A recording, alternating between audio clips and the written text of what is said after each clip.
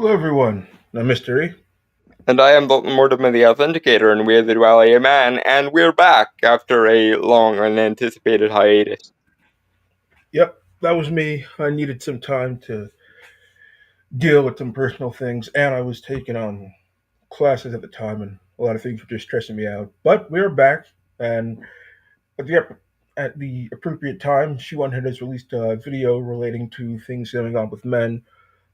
Specifically, the video is called the Male Loser Epidemic, and you'll soon find that these are other people's words, not hers, but Yeah, still, this level of misandry is something that really needs to be discussed. Shu has always been very good on the men's rights issues, or I guess I shouldn't say always. There was one time where she and Armored Skeptic were essentially making fun of MRAs, and Dr. Rand McCam released a response video because he is among the most based motherfuckers on the internet. And ever since then, though, she's been very good at empathizing with men. Gasp, shock, horror, how dare she? She should be excommunicated from the sisterhood and called the pick-me forevermore. Yeah, she's been making a lot of videos regarding men's issues, and while I'm glad it's gotten a lot more attention onto it, unfortunately, a lot of that attention has also been very negative, and we're going to see that right here. Because people hate men. Who knew? So I'm going to get the video started. Hello again, friends. Sorry I've been gone for quite a bit. Hopefully nothing too crazy happened. I feel like every time I take a break, like, a war breaks out or something, but Okay, thankfully that did not happen. That line is a little bit meta, considering we are also coming off of a fairly long and lengthy hiatus. So, Jinx, Shu, I guess we're in the same boat there. Yeah, a lot of shit happened in that time. Jesus. I still think we should do an episode on the whole adolescence thing. Yeah, we should, and we definitely can. But at least we found out the real Epstein files were the friends we made along the way. Welcome back to the Shoe Head channel. If it is your first time here, run. I am Shoe Head, and on this channel I like to cover cultural issues mostly surrounding men's issues. It's what I've been doing for over a decade, and frankly, I'm exhausted. Many of you have been along for the ride, and you have seen me go from a chipper, lively 24-year-old making fun of BuzzFeed and Tumblr feminists to a bitter, calloused 34-year-old talking about very— Holy crap, as time passed. Also, I know this isn't germane to anything, but goddamn, Shu is aging well. Yeah, she could still easily pass for 20. I mean, obviously, that's again not germane to anything. But as a fan of Shu's, especially with regards to her men's issues content, I gotta say you are aging exceedingly well, Shu. You have not hit the wall yet, by any stretch of the imagination. Anyway, continuing.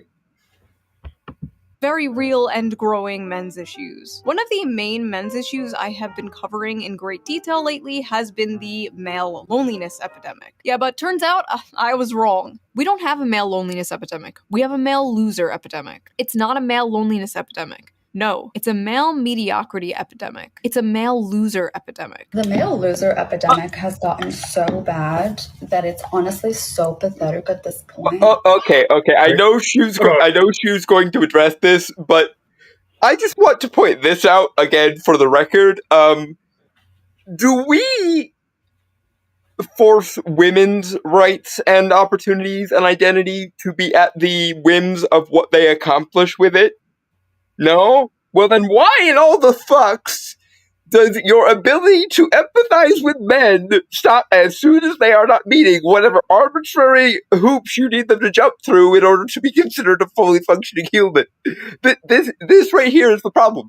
If you swapped the word woman for every instance of man in those comments, you would get called a misogynist, and immediately people would be picketing you, if not throwing bricks through your window, Antifa style, etc. But men, for some reason, we can just switch our ability to give a damn about them off as soon as they're not performing adequately. I wasn't aware that men's rights uniquely are contingent on doing shit and no one else's identity or indeed rights are in any way conditional on doing shit, apparently. What in the actual fuck? And this totally isn't a double standard or anything. Fuck me. So regarding this, like the problem with relationships and dating is a two-way street. Men aren't meeting women's expectations because they expect them to earn, have more money than them and earn so much. And there are a variety of factors involved in that, including women themselves earning more money. And like that's the paradox of, right, you're earning more and more money, but then you want somebody who earns more money than you. Eventually, that number is getting smaller and smaller the more money you make. Well, and again, I think I first heard this phrase from Karen Strawn, but goddamn does it apply here. Men are valued not as human beings, but as human doings. And it fucking pisses me off. Like, Yeah. their entire worth as an entity is entirely contingent on what they do. Meanwhile, no other, like, demographic identity is contingent on what they do, and it would be considered prejudice against them to make their rights or identity contingent on what they do. That, like, we're straight up circling the drain of the good old fashioned "you're one of the good ones" standard here. And yet men are the only ones we can apply the "you're one of the good ones" standard to without it being dehumanizing, belittling, and shit. But by the way, it is also all three of those things, even when you do it to men, because men should not be valued, at least not exclusively, as human doings. You can, taking pride in what you do is all well and good, and most men would rather be judged on that on some level. But at least on some level, we also have to acknowledge men are human beings, not human doings. Yeah, they are human beings, and any human being would, not want to be viewed as, just a walking wallet for other people to extract resources out of. They would actually want to be, cared about and valued for themselves. They would obviously know that they do have to, like work hard and, take care of the people who depend on them. The thing is, though, most men aren't going to work hard because one, they don't need a lot to be happy, and two, they work hard for the people that, like I said, care about and depend on them, and they have no one that cares about and depends on them. And, So and they're not gonna work hard to be the guy that makes all the extra money because they don't need the extra money for when they're only caring about themselves. not to mention, and I know this is going to be unconscionable blasphemy to most people, both gynocentric traditionalists and feminist types. Whensoever are we going to judge women on what they do for others or what they do even for themselves? Because most of the time we don't even hold them to that standard. We don't even hold them to the basic adult standard of you should be able to do certain things for yourself. No, we see women as the victims of literally everything, including themselves, and men are not the victims of anything, even things that aren't within their control.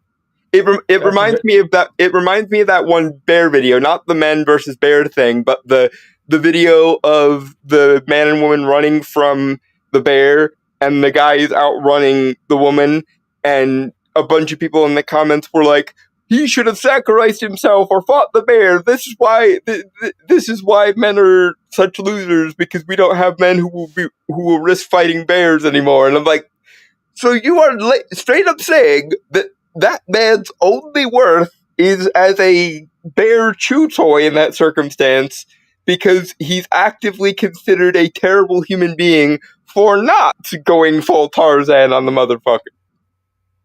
yes, you want to live. How dare you? You want to live and have any self-preservation instinct as a man and aren't willing to sacrifice it all on the altar of the woman card?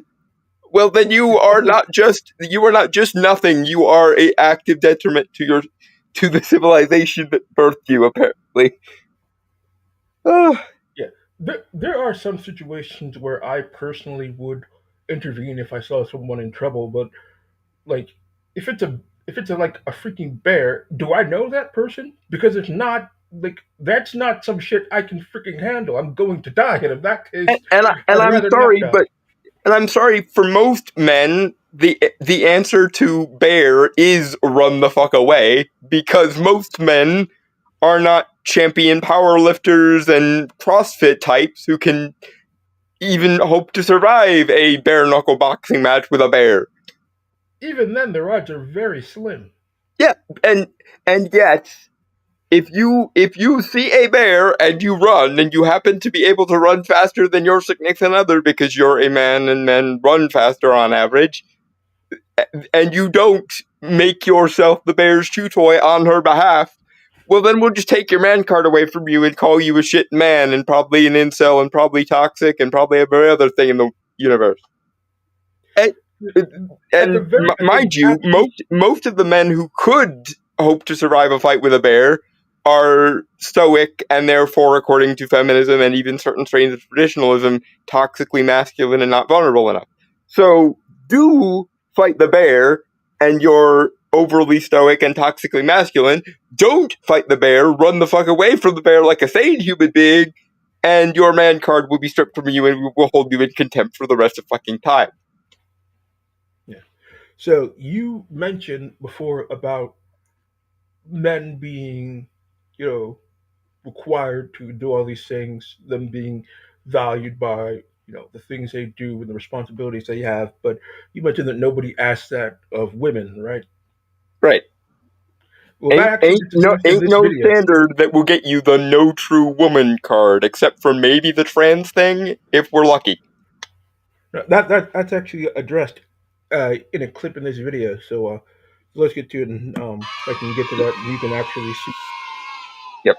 Now, I don't always talk about men's issues. No, sometimes I talk about politics, and sometimes I mix the two together. Now, I know a lot of you don't like politics, you don't care about politics, but politics cares about you, and it will enter your life no matter how hard you try to avoid it. But thankfully, I have the perfect app to help you navigate this difficult, confusing, Skipping the ad. Sorry, Shu, but we have things to do today. Thank you, News, for sponsoring this video, and thank you, the viewer, for not skipping the ad. I'm afraid we did. Now Sorry. let's get back to the video. With all these issues men are facing, they seem to be moving to the right and the Republicans more, since the left and Democrats have essentially just become the young men eat and die movement. Months ago, I covered how the Democratic Party was losing young men, and I predicted Kamala Harris would lose in part because of young men overwhelmingly voting for Trump. And I was correct. Well, now the Democrats have unveiled. I wish there was a left-wing alternative to Trump. Frankly, if it were up to me, we would have run Bernie in 2016 and had this argument over already. But the establishment coronated Hillary, and then it coronated Biden, and then it coronated Biden, and then Kamala. Mind you, that last time without any primary whatsoever, and yet they are the ones who screech and moan and bitch about our threat to our democracy. So yeah, but yeah, I as a generally left-leaning person, or at least more left-leaning than most of my friend group, I would love for there to be a slightly younger, slightly more based version of Bernie Sanders that I could vote for on the left. But the first option was Hillary, and there is no force on this earth or any other that I am aware of that could make me vote for that cunt. And the second time it was Biden, who was not compass mentis even in 2020. And the third time it was honestly one of the only human beings on the planet who can honestly say she's worse than Hillary. So what do you expect from me? If one party gives me a populist libertarian option and the other party gives me a soulless corporate establishment option and says that populism is a dangerous dog whistle for fascism, derp. No. If only one of these sides gives me a populist libertarian option, generally speaking, then only one side is worth voting for. I hate to burst the bubble. It would be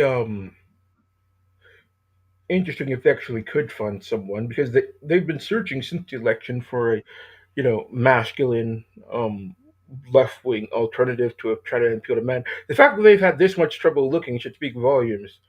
But, and the fact that they spent like $1 million on it, which I know is chump change for political movements, but they spent like several $1 million on it, and they still came up empty-handed. Meanwhile, it also shows how little respect they hold in men, because the average government earmark is 100 million or so, and this one was in the single digits millions. So even their attempt to olive branch to men was just we'll put a token gesture in, and if you show up, you show up. If you don't, we'll hold you in contempt for the rest of time. And yet no one ever seems to wonder about why do we feel the compulsive need to hold men in contempt at every interval? And the few people that they've actually tried to turn into a sort of masculine figure for the left, all of which has been utterly inorganic. They've been revealed to be a sex pest, a whiny little bitch who vapes, and a terrorist supporter. And the funny thing is, all of those could probably apply to all three of them. But on the topic of Hassan, actually, because just to remind everybody, or if this is your first time watching this show, I am disabled. I have spastic diaplegic cerebral palsy and optic nerve damage. And I'm also a 5'5" manlet on top of that. But I can guarantee you that I could beat up Hassan Piker if I had to. He is that much of a feminine hipster douchebag and a champagne socialist. That's the problem. If you only let the feminist party line approved men show up, you're probably not going to get many men with masculinity. And given that masculinity is what other men look for in male role models, here we are again with the dilemma. You give me no men, or men so effeminate that I, a crippled gay person, could beat them up, or you get men who are actually masculine but don't quote unquote vote the right way. Well, as someone who is both a man who likes men, mind you, a gay dude, and a person who wants somebody competent to run the country, one of the options is null, or you're evil for wanting any other option. And the other option is yes, we will have masculinity, but you will have to put up with some more right-leaning policies than you would prefer. Again, Also, no-brainer. This is not even a 2-second decision. I have to say, if based on the just ignoring the political division, just the performance of the previous administration, they did vote the right way. Correct. They did. Because, again, the other option was either a null option, or it was a you're racist and sexist for wanting a different option. And I haven't fallen for that trick since 2013, and I'm not about to start falling for it now. Moving on. Unveiled their final solution to the right-wing male loser epidemic. Democrats spending millions to learn how to speak to American men and win back the working class. Democrats have blown millions of dollars on efforts to appeal to American men who turned to President Donald Trump in droves on Election Day in hopes of winning back the working class. Democrats have spent $20 million on their efforts, with donors and strategists holing up in luxury hotel rooms, brainstorming how to convince working-class men to return to the party. That's still chump change by political standards, by the way, so even their best effort is a token gesture. But my first thought is, have you tried speaking with them? And not immediately reframing what they tell you as what... Because that's the thing. Instead of trying to, unlock the secrets of the man, men are a completely different fucking species from another dimension entirely, you could try talking to them, and then after you talk to them, instead of spending 10 years filtering it through all sorts of academic bullshit, like that one rewriting Ripley article, reframed Gamergate and Comicsgate, you could take them as read, because this is a relatively universal thing among men. Most men, even the ones on the feminine side, tend to prefer directly stating what they feel, think, or want, instead of couching it in all sorts of academic euphemisms. But that would require you to understand that you ever did anything wrong, and of course we know the people we like didn't do nothing, apparently. Yeah, they treat these men as just drones they need to manipulate in order to extract their votes from them, rather than people with genuine concern that they should actually genuinely listen to. Well, I mean, to be fair, that is the Democratic Party line on every demographic. It's just particularly blatant with men who don't have another identity category on. But by the way, speaking of, running through my, moral strip poker cards here, I'm gay, I'm crippled, and I'm a religious minority. So I should, in theory, even by like social justice standards, I should be your ideal like party, yeah, like your ideal man in the Democratic Party sense. But you still fail because you think social justice is a synonym for all those demographics that social justice claims to speak for, and I hate social justice and always have. So therein lies the problem. Even the people like me who would be your ideal like party supporter, you can't get because you hold me in too much contempt for it. Also, I like populism and libertarianism, and you think those are haram. So, but Also, their policies you, are just bad. yeah, Like, you see, but you see the problem. Even the people who would be like made in a lab to appeal to them, they don't want to appeal to because that might involve running somebody like Bernie instead of somebody like Hillary, or running Tulsi Yang or Bernie instead of Biden, or running literally anyone else other than Kamala, frankly. yeah, because they don't. People don't exist as just cluster of identity. They have genuine three-dimensional lives and problems in those lives. And when your policies don't answer those problems, or worse, make those problems, you know, 2x times worse than they used to be, you're going to have a very hard time convincing someone to vote for you. Like the immigration thing, like when, cost of living started going up for like housing and food, and then when all the crime started happening, they did everything in their power to sweep that shit under the rug instead of actually tackling the issue that was affecting the people that they wanted to vote for them. Yeah, and here's a step 0 for you all. I'm not even calling it step 1 because this should be like step -4. Try not holding your voter base in contempt and doing literally everything you can to spite them. There's your step 0 or your step -4. Stop holding the people you want to vote for you in contempt. That should be super easy, but apparently it's not because reasons.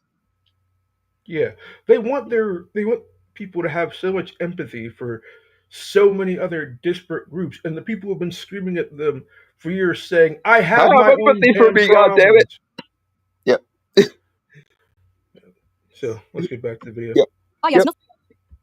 nothing more relatable to working class men than luxury hotel rooms. Great job, guys. The plan? Codename SAM, or Speaking with American Men, a strategic plan, You promises to could use the funds just to try study the like syntax. behaving like a normal human for 5 minutes. It won't kill you. It might threaten like the lizard person in your brain, to paraphrase Alex Jones, but it wouldn't kill you to behave like a normal human for 5 minutes. Yes, but that would be normative behavior, though. And that would be. I don't Haram. actually know what language they would use for that, but it would be something, and they wouldn't like it. It would either be haram or verboten, depending on which language you translate it into. Language and content that gains attention and virality in these spaces. The effort also recommends Democrats buy advertisement in video games, among other things. That's just Democratic going to Party piss is people treating off young and get men them to like troll you. That's exotic. all that's going to do. You have to actually be likable if you want to be liked. Which again, this should be a step 0, but step -3, considering the last one was step -4. After you have successfully stopped yourself from having contempt for the people you want to vote for you, step -3 is be likable. Yeah, That shouldn't do be as much of a Herculean hurdle as it is, but apparently it's a Herculean hurdle for them. Yeah, instead of addressing their concerns and problems, the answer they came to was better propaganda. It's no wonder they're Because, losing and keep losing. yeah, because the internet has already mastered the art of the meme. my friend. Like the origin of Kekistan was like what 2017, I think, which is 9 years ago now.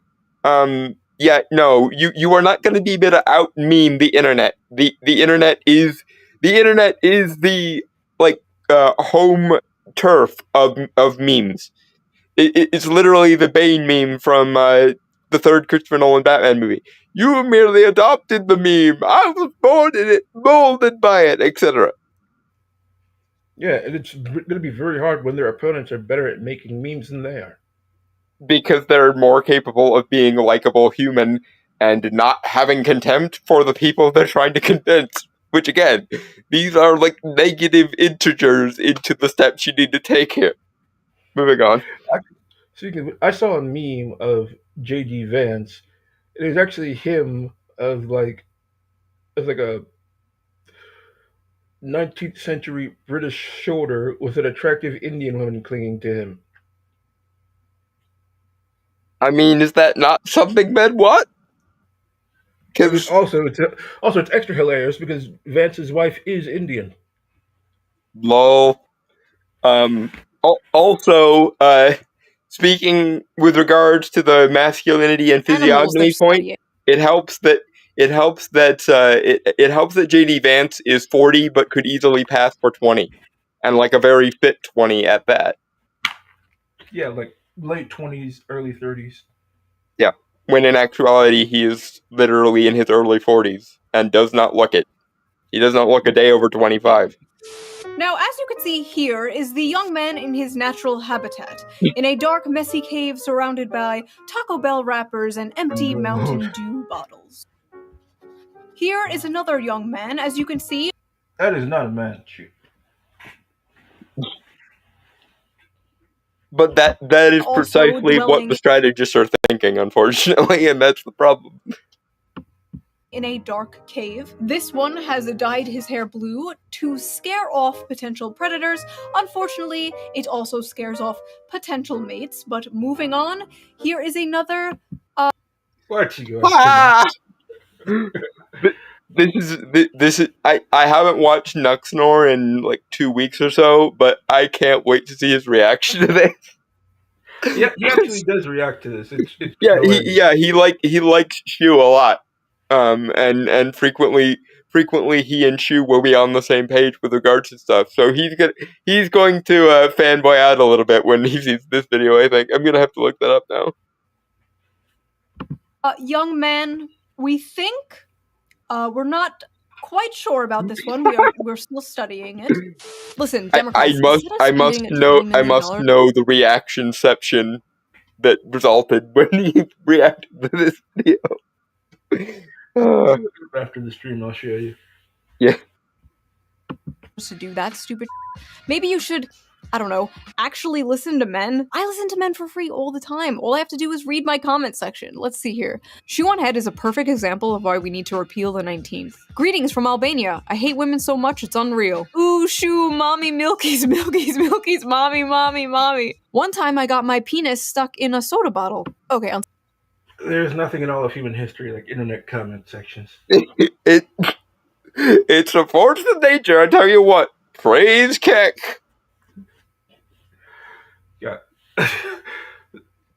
Honestly, if I was Shu, I wouldn't have read it, but obviously, I am not Shu. Good for Shu for having a sense of humor. Is not the best source. Since Trump scored big with young male voters last. Oh, sweet lord.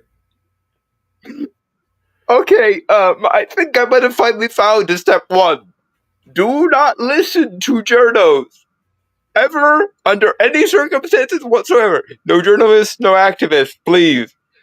Unless you feel like being really radical and talking to some men's rights advocates, who are also women, by the way. Because, like, I would gladly see a world, probably not too distant from here, if we're honest, assuming the Epstein list thing blows over, where Trump invites people like Allison Tiemann, Hannah Wallen, and Karen Strawn to the White House to speak on men's issues. Or how even somebody like the Dadvocate, or I'm trying to think of some other like famous female MRA, like Prim Reaper would be good. Like, let Prim Reaper just overhaul the APA guidelines, please. That would be good enough by itself. Because my fucking god, the APA guidelines for men and boys was basically written by radfems, essentially. I'd believe it. But it's like these are the voices that are speaking to and for women, and it's is it any wonder that men are no longer interested? Because whenever I see some of the shit the View talks about and the way that they speak about um, men, it's like it's almost as if they're talking about separate lower species. Yeah, I used again. It's like trying. It's like a like exoanthropologist trying to understand a completely alien life form. Meanwhile, in actuality, it's just the other half of the species that you are also a part of. But again, they failed at step. They failed at step -4 and -3. Don't have contempt for the people you're trying to convince, and be likable. Don't know why those are the hard sells, but apparently not having contempt for your hypothetical voter base and being likable for 5 minutes is challenge rating impossible for these. Yeah. And the thing is, a lot of the women on the View are actually married themselves. And I just gotta say, God help those poor souls, because if this is the kind of thing that they're putting out in public, I can only imagine what these women are like in private. Yeah, I don't envy the man who has to yes dear this bitch. Continue. Yep. Election, Democrats are spending $20 million to learn how to speak their language. I think it's a waste of money. Maybe these guys should spend their money on teaching men to not be such sexists. Maybe that's But the stats don't bear that out now. Okay, I almost gave this person half credit for admitting that it was a waste of money. I assumed that the logical end of that sentence would have been, it's a waste of money because men are also human, you cunts. But apparently no, we are straight up in Bizarro world. It's a waste of time to appeal to men because men are the ones who are unappealing, apparently. I just... See, this is the common fault you have. You constantly overestimate the logical and moral capabilities of your enemies. Yeah, but I still would rather operate by Hamlin's razor, because if I stop operating by Hamlin's razor, it will be a very dark day for mankind. But as we're about to see, it's not just women on the left. This woman here on the left, on the right side of the screen, is Tommy Lauren, and Oh she is God, an I insufferable bitch. I have run into Tommy in my adventures on the internet before, and she is a perfect example of why I hold gynocentric traditionalists and feminists to the same level of contempt, because they still, again, to borrow the quote that I think I got from Karen Strawn, men are valued not as human beings but as human doings. And Tommy Lauren is a perfect example of that. If you don't jump through the 12 labors of Hercules for me, then I'm gonna take your man card away and call you a boy and a man baby and so on. Have you ever considered, Tommy, that if you want to attract a man, you might try being nice to a man and treating him like a human person instead of a automaton, a guard dog, and a wallet, as circumstances require? So let's continue and get an exact estimate of the damage here. Yep. Young women have to choose from. The pickings are slim.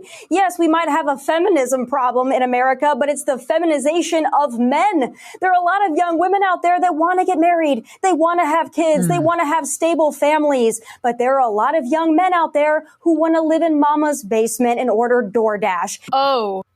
Because they don't have any other option, you evil cunt. It's like the jobs are being taken away from them.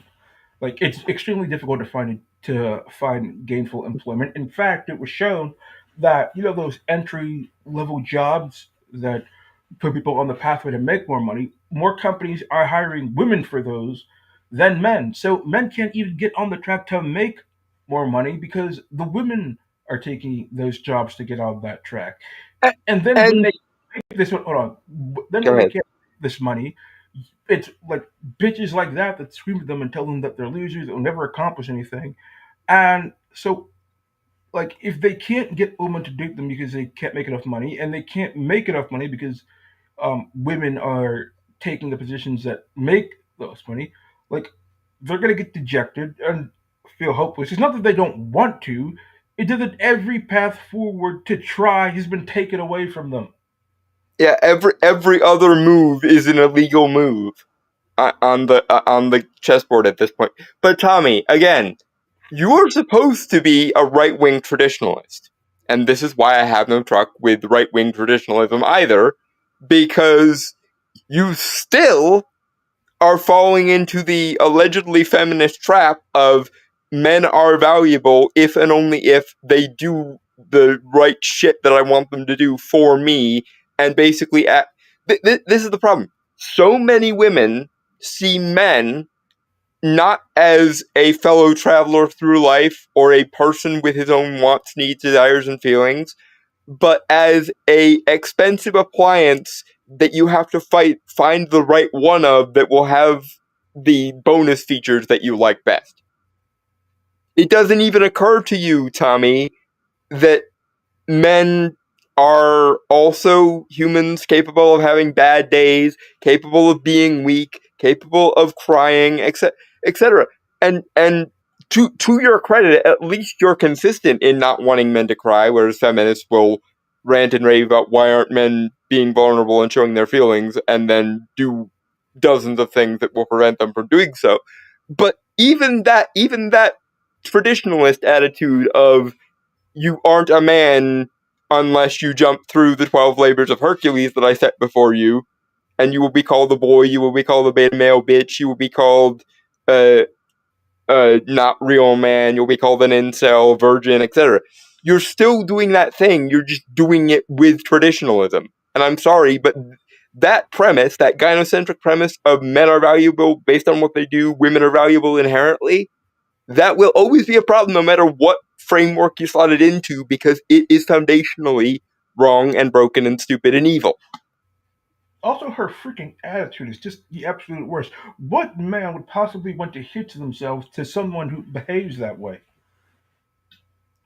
There are unfortunately a lot of men who have tried, because unfortunately, and this is why I am such a staunch men's rights advocate, a lot of men also view other men and themselves with contempt in exactly the way she's describing. And I don't want to make it sound over dramatic and say it's like the slave who has, been mentally broken so that they love their master.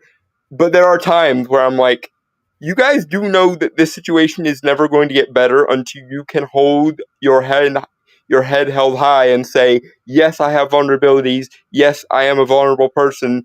And no, I don't hold myself in contempt for having those vulnerabilities. Like, we also need to fight extremely gynocentric traditionalists like Tommy Lauren, and we also need to fight feminism.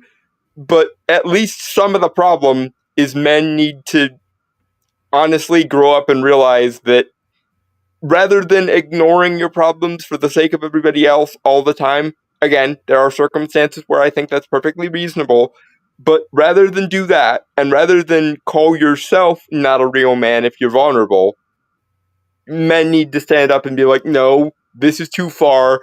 I'm not taking this shit anymore. I'm not taking it from the feminists. I'm not taking it from the traditionalists. I'm not taking it from the basic bitches. And I'm just not taking it from people in general. Fuck that noise. That is what men Yep. as a whole need to get ready to do. And to Yeah, be that's fair, what a lot of I men. think I That's think what a we've lot of made men. I think we've made a lot of progress in that. Particularly, this is a weird instance, but I think the Johnny Depp trial really helped, because a lot of people saw that and went, if someone as rich, famous, powerful, and well connected as Johnny Depp can be beaten to fuck by a woman in his life, then literally any man can have a problem with that. Not only I think a lot of men have decided to, just be by themselves and to just learn to find peace, with their own interests and their own lives. And because we see a lot of video of, especially on social media, of women, complaining that men aren't Where are talking all to the them. men? Yeah, so you see constant videos like that, and so it's just like we looked at the we looked at the field and didn't like what we see, so we're not even trying. But here's the thing though. You shouldn't have to go almost full MGTOW or almost full incel to get to that point of I'm mad as hell and I'm not taking it anymore. Men will never have rights until other men can look at themselves and other men and go, I am not going to shut up. I am not going to be quiet anymore. This is some bullshit.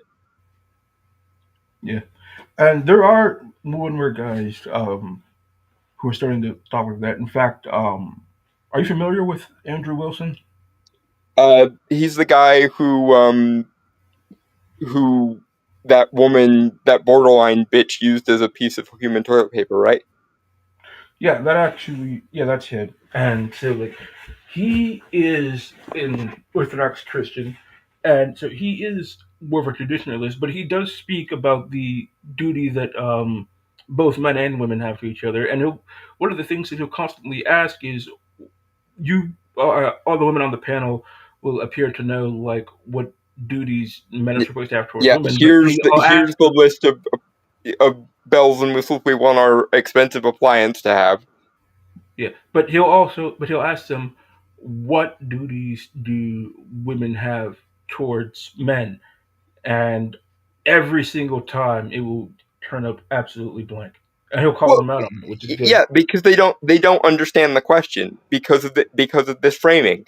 And I'm not just calling out feminists here. Like I say, there is a extremely gynocentric type of traditionalism that does the same thing. Women are valuable inherently. We have to save the princess under any and all circumstances. But men are only valuable and should only be valuable based on what they do for others, usually not even themselves. This is the problem. Self-sacrifice is a virtue. It is. But here's the thing. We've conditioned generations of men to almost think that self-sacrifice is the only way they can be worth a damn at all. Is the only virtue. And Because one of the reasons that is because, like, every other thing that used to be valuable in a man's life that men hold of importance has basically been taken away from them, or made to be extremely difficult, if not possible, to obtain. and to be fair, I blame a lot of this on the boomers. The same people who were all gung ho for the sexual revolution and suffrage and women's rights and this, that, and the other. But when it came time for can men have some of those as well, the response was women and children first, and also what have you done for me lately? Which is always the default response, whether you're dealing with an extreme traditionalist or you're dealing with an extreme feminist. It's a combination of women and children first under all circumstances, and what have you done for me lately? Do you deserve the allegedly universal rights that we gave to everyone else a long ass time ago?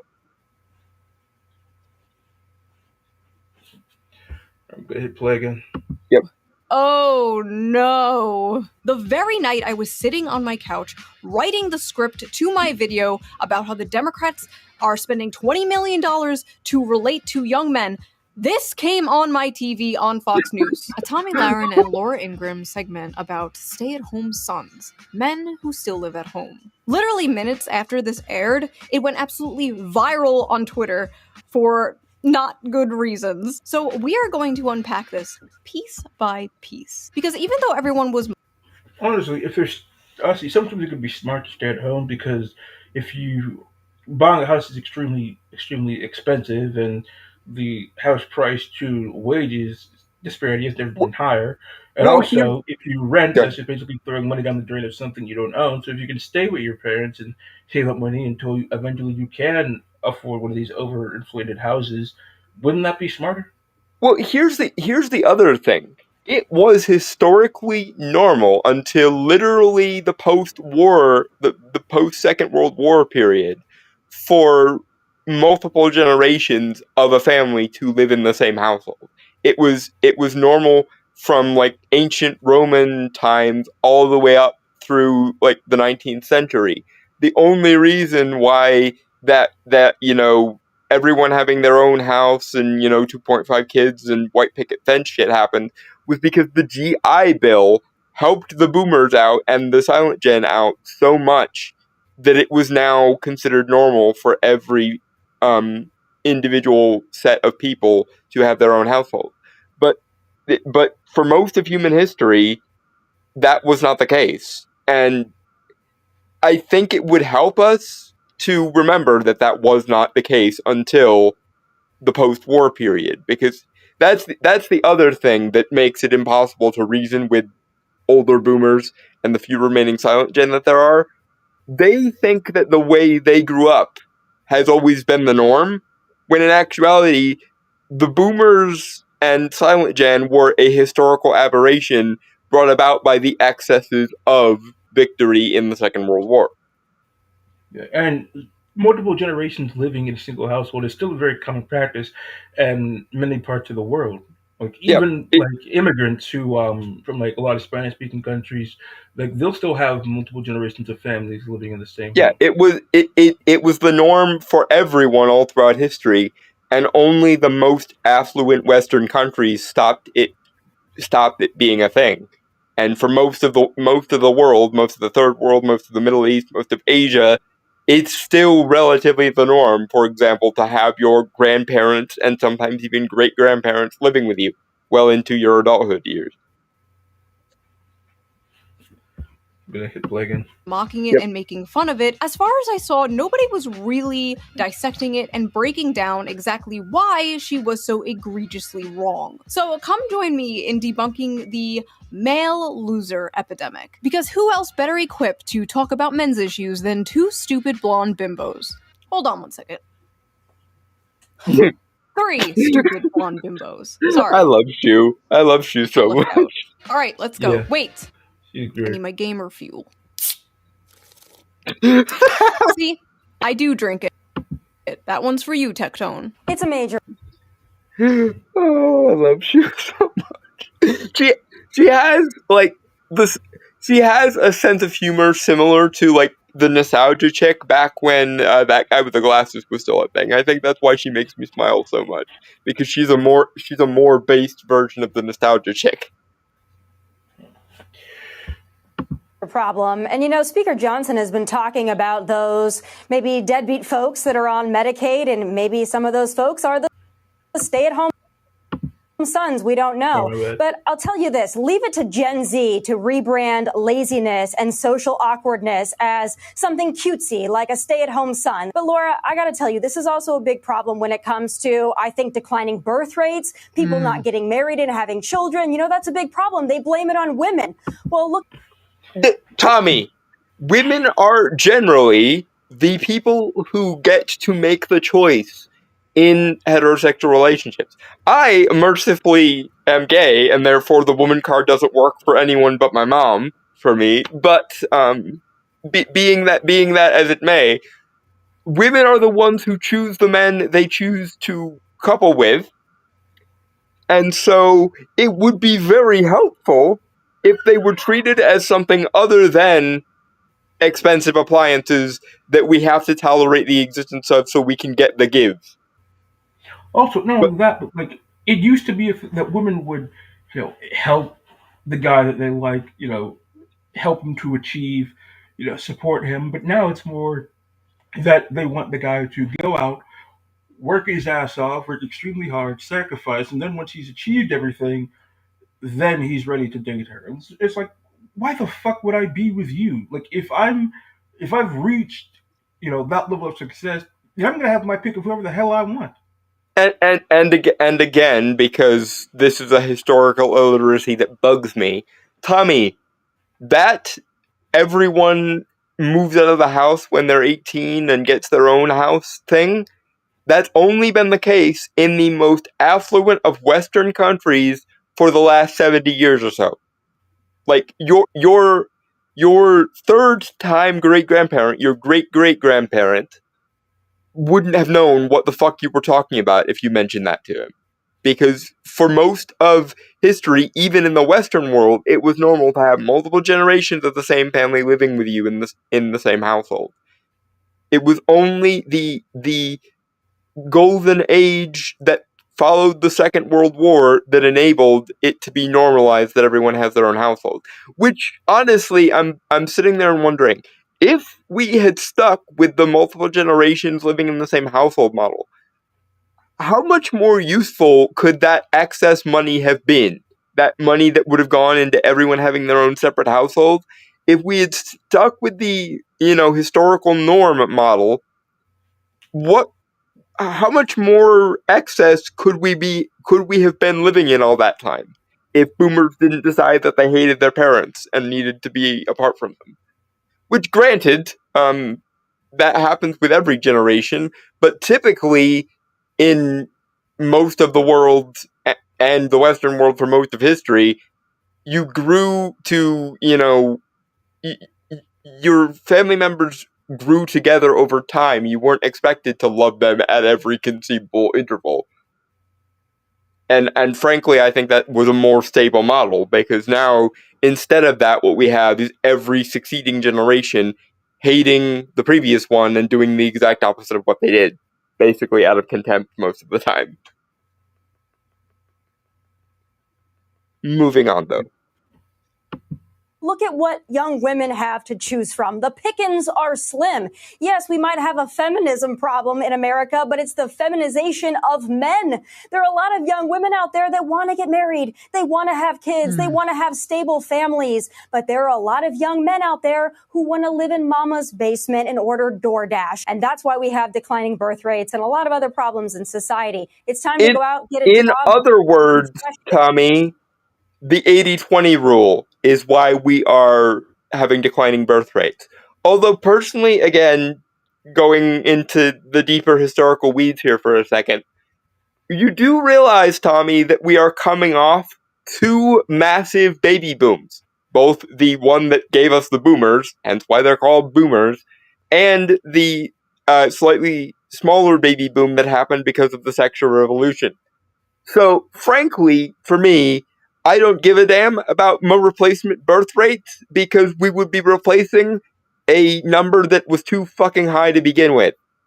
That's why I don't panic about my birth rates. I don't panic about my birth rates because if every person was, replacing themselves as per the replacement rate ratio, we would be replacing a number that was too fucking big to begin with. That was the excess brought about by two massive baby booms that we don't even acknowledge anymore for some fucking reason. If you're replacing a number that's too fucking big, of course it's going to go down, because things have to approach an equilibrium, you cut. Moving on. She mentioned men having, going out and getting jobs. Like, the job market is very much skewed against young men. It's simply a matter of fact at this point. Yeah, And because we believe, as an axiom, that women deserve things basically for free because they're women, and women are awesome by default. Don't you know? not only that, but a lot of job markets are beginning to change now. Did you hear what happened at Microsoft? I have not. No. What happened? So Microsoft had their software developers developing their AI program, Mm-hmm.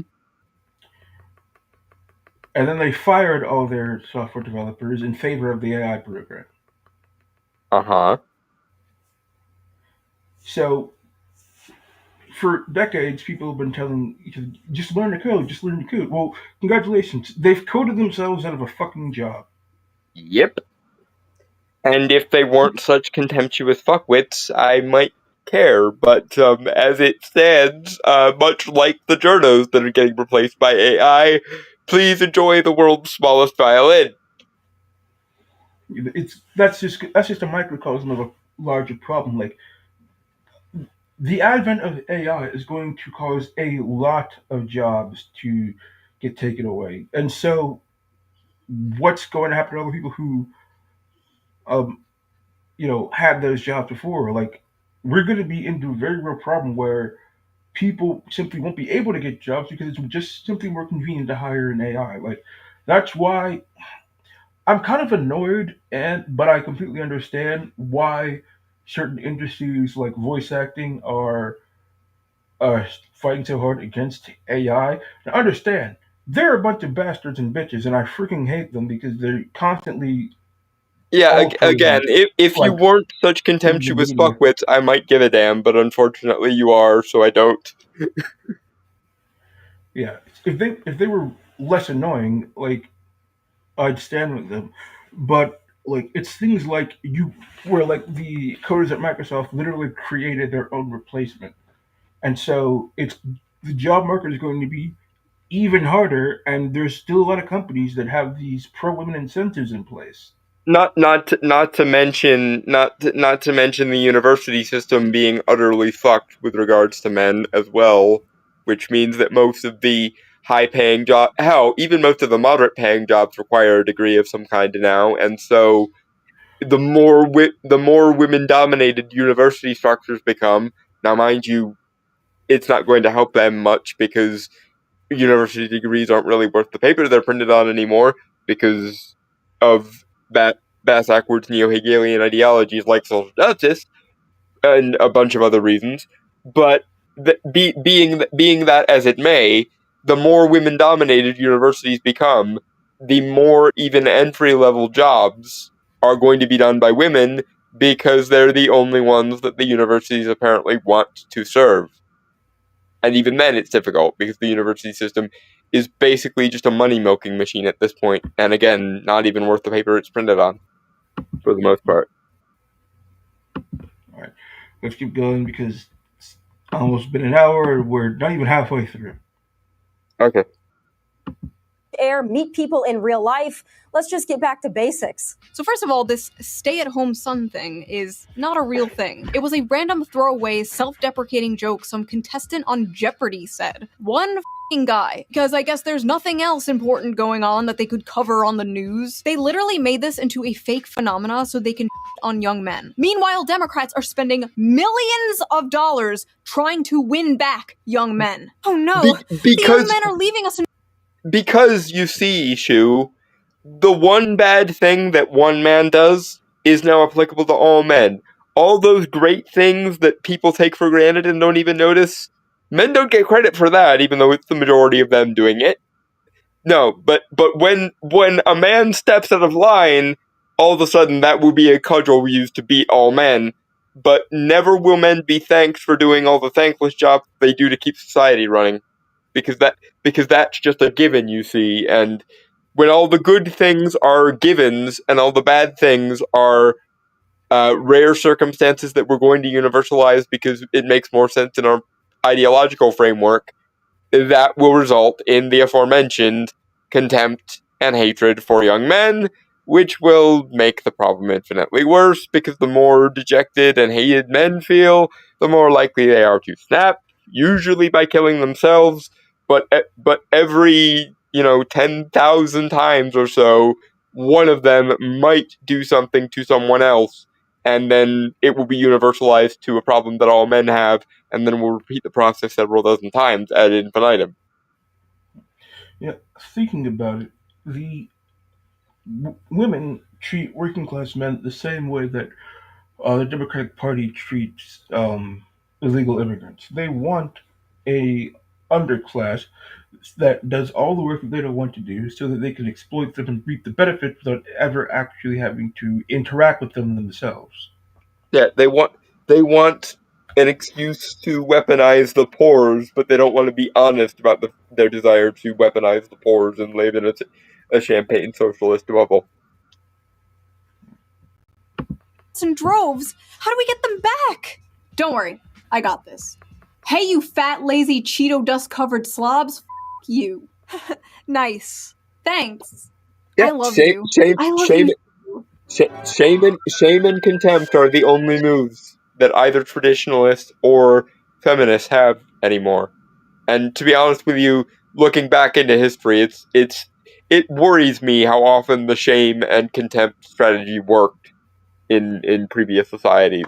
But but as hard as it is to deal with men who will not be shamed and will not be held in contempt anymore, this realization is long overdue. Frankly, it amazes me how many times throughout history men have been shamed into doing shit because women said so, like the freaking third act of the Barbie movie, for God's sake, I gotta be honest with you. how I long think it's taken men to actually go, wait, no, fuck you, I will not be shamed and will not be held in contempt like that. Fuck off.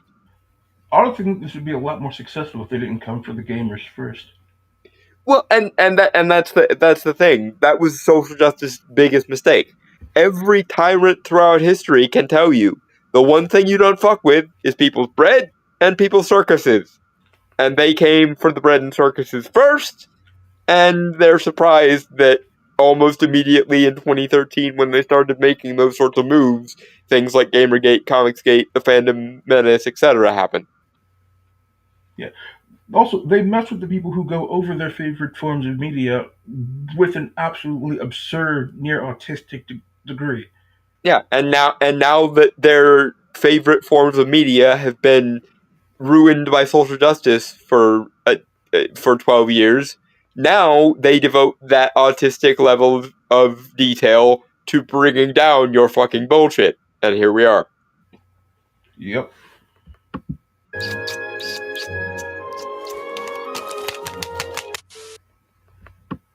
Is the amount of young men living home with their parents increasing? Yes. Is it because they're lazy bums and just want to order DoorDash all day? No. And also, they're not paying for DoorDash, Tommy. They're financing it. Come on. Get with the times. There are a lot of young men out there who want to live in mama's basement and order DoorDash. And that's why we have declining birth rates. It's time to go out, get a job, breathe the fresh air. Have either of you tried applying for a job as a young man recently? Or tried buying a house on the salary of one of these young men? Have you experienced the dating market, been on the dating sites as a young man? No? Interesting, okay. Just wondering. Listen, I know the average age of a Fox News viewer is like 70 nowadays and you need to pander to them, but Tommy, you are like 2 years younger than me. You know this isn't true. Why are you talking like— See, that's the thing. I don't Because she's an ideologically captured traditionalist who has gynocentrism problems. That's why. Yeah. I don't even know if she knows that this isn't true. Like, I think that Yeah, she was just she's so so blatantly out ideologically of touch. captured she wouldn't be able to see it even if you showed it to her. Is the thing. Yeah. like this? Why are you talking like a f***ing boomer? I'm sorry, I have no other word for this, but I hate this like generational pick-me shit. I was born in the wrong generation. I'm not like those other young people. And you know what? She's not like those other young people. Not all young people can afford a nice nose job and lip filler and get a cushy job on Fox News based entirely on merit, I'm sure. Her only talent is being mid and telling and repeating what they tell her to say. Not to mention being an obstreperous cunt. But unfortunately, it's considered rude to tell a person when they're being an obstreperous cunt, and so no one has told her off for saying and thinking all the stupid shit she says and thinks. Yeah, I don't know if anybody's told her this, but she's not ugly, but she's certainly not attractive enough to have that level of attitude. Yeah, like I know girls like Amber Heard can get girls, Tommy, and that is an indictment on the frankly over charitability of men. But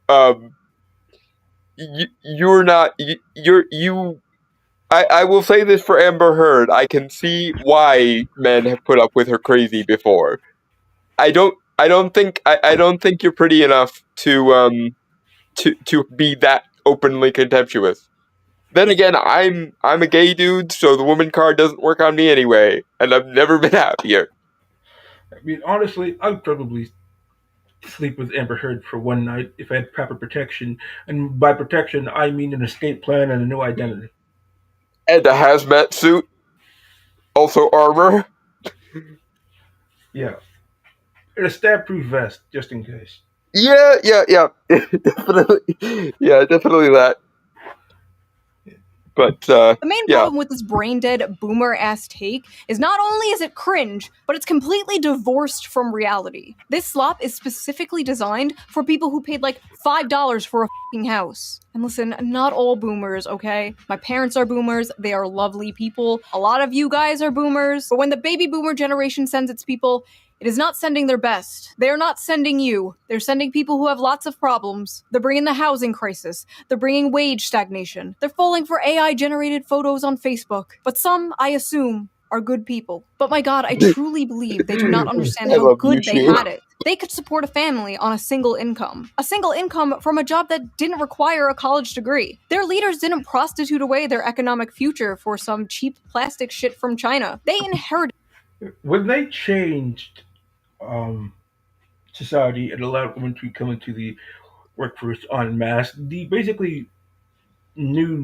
the new deal of society was basically, all right, men are going to make less money, but with your wives working, you'll be able to work together, and then you could afford more than you would be able to if you were just working yourself. And now Small, that yeah, new deal yeah. has basically Small been print. blown You to need to hell. find a wife first for that to make sense. And yeah, women don't want to fuck you because they don't think you're a human being. They think you are an appliance that they have to tolerate to get stuff.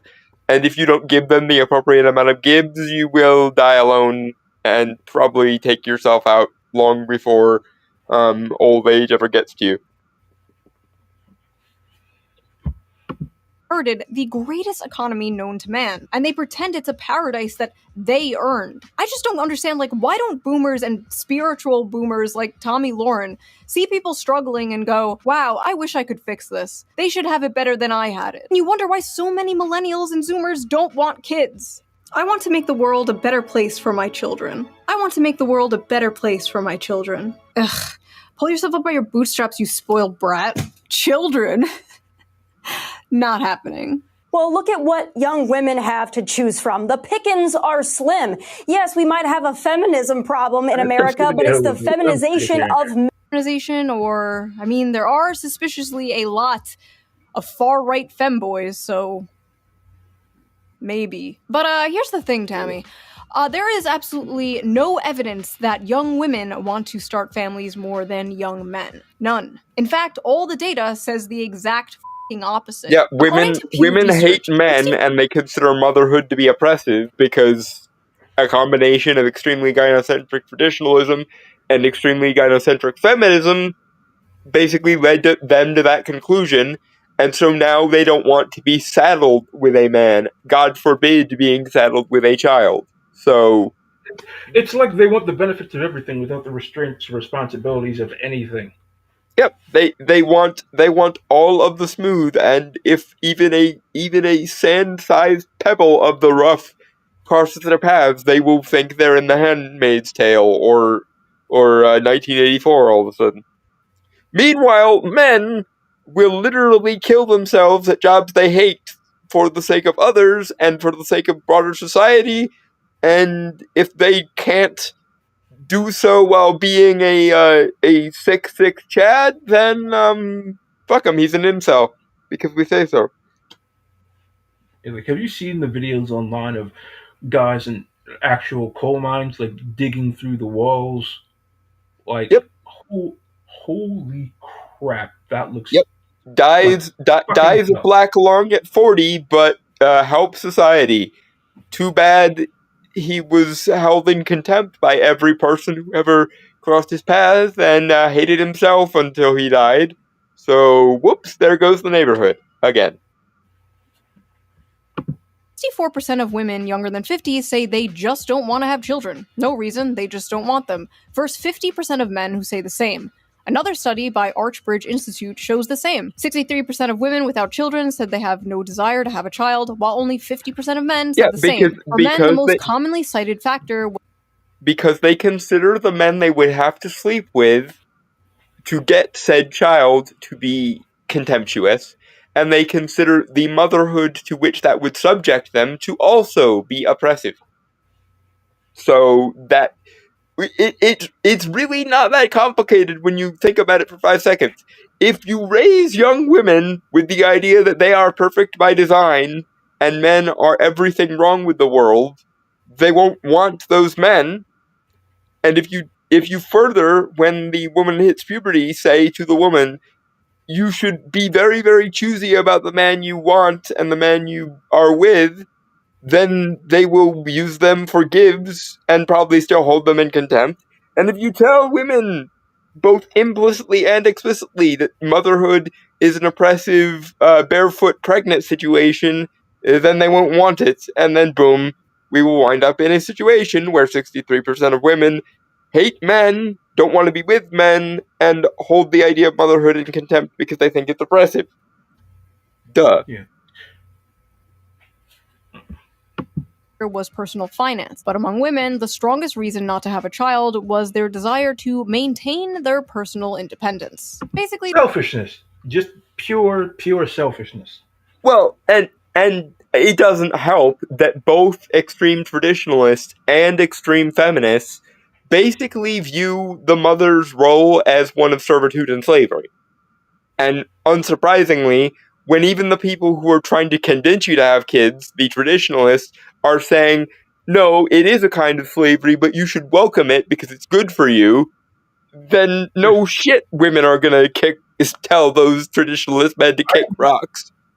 I have never heard anybody speak to about motherhood as slavery. I've heard them speak of it as having great responsibility, but I've also heard them speak about it as it being one of the most important and honorable things a person can do. Right, but online in particular and on social media, we are contractually obligated to view men or view women that like motherhood as brainwashed Stepford wives, and therefore, at most, we should feel pity for them for being brainwashed, and at the least, we should hold them in contempt for allowing themselves to become brainwashed, according to social media using women. Yeah. I've seen like a lot of videos of women who are miserable because they did not have children when they had the chance. I've never seen anybody like I've seen very few people regret having children. I've only ever seen one woman say that, and that person is a fucking monster. I've seen single mother like rich white bitches say that they hate that they had kids, but that's because they are frequently uh subject to our good old fashioned friend, the cluster B of personality disorders. It's like, oh, these women don't want to be single and don't want to be weighed down by anything. Really, do you love antidepressant meds that much? Because like we have more and more women who are being single and more women who are taking antidepressants and SSRIs. Unfortunately, a lot of those women would say yes. They like that taking meds has been normalized. And on some kind of paper, out of context, I can kind of see that because I wish we treated mental illness like every other fucking illness, i.e., not something that people choose, but things that are done or inflicted upon them. But in context, what that amounts to is have empathy for every woman with mental health issues, but unless the man's mental health issues are the approved ones and they process it in the approved ways, a man with mental disorders will still be treated like a nerd, a incel, a toxic fan, etc. Hence why all of the Gamergate, Comicsgate, Fandom Menace, etc. Because men with mental health disorders are valuable if and only if they toe the feminist and or traditionalist line, and the second they diverge from being the good little drones they're supposed to be, i.e., by having an emotion that isn't on the woman's schedule, then he's straight on the train to dehumanization town. But we will have You all know, the empathy we can for women with mental disorders. Don't you worry.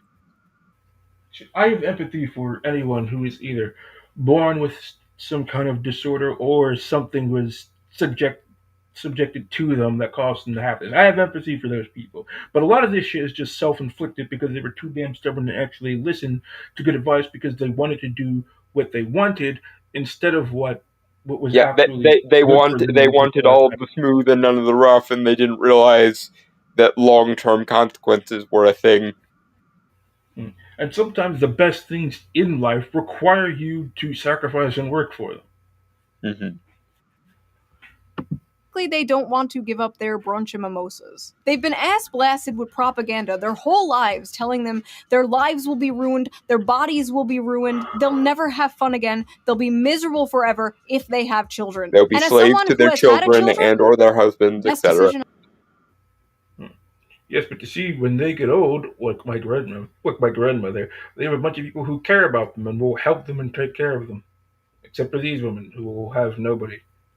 Well, and to be fair, a lot of these women would not make good mothers anyway. That that True. that's that's the other thing. I would rather those women actually stay single because I've seen the consequences uh of men and boys being raised, or daughters even. I've seen the consequences of children being raised by people with the aforementioned cluster B personality disorders, and unsurprisingly, a lot of those children grow up, if they don't develop disorders themselves, to hate their mothers and hold them in contempt. Because that Didn't that seems to crazy be the woman rational from response under those circumstances. didn't that crazy woman who was debating Andrew Wilson also have children? Yes, and that is probably the most worrying thing I've ever heard in my life. Yeah, that's Because concerning. because I've dealt in my personal life with the consequences of someone being raised by that. And no, it's not my mother or anyone who parented me. I'm talking about, I think I mentioned before, my mom had an ex boyfriend whose ex wife was a classic case of borderline, and they had a kid together, and my fucking god, the Herculean hurdles that guy went through.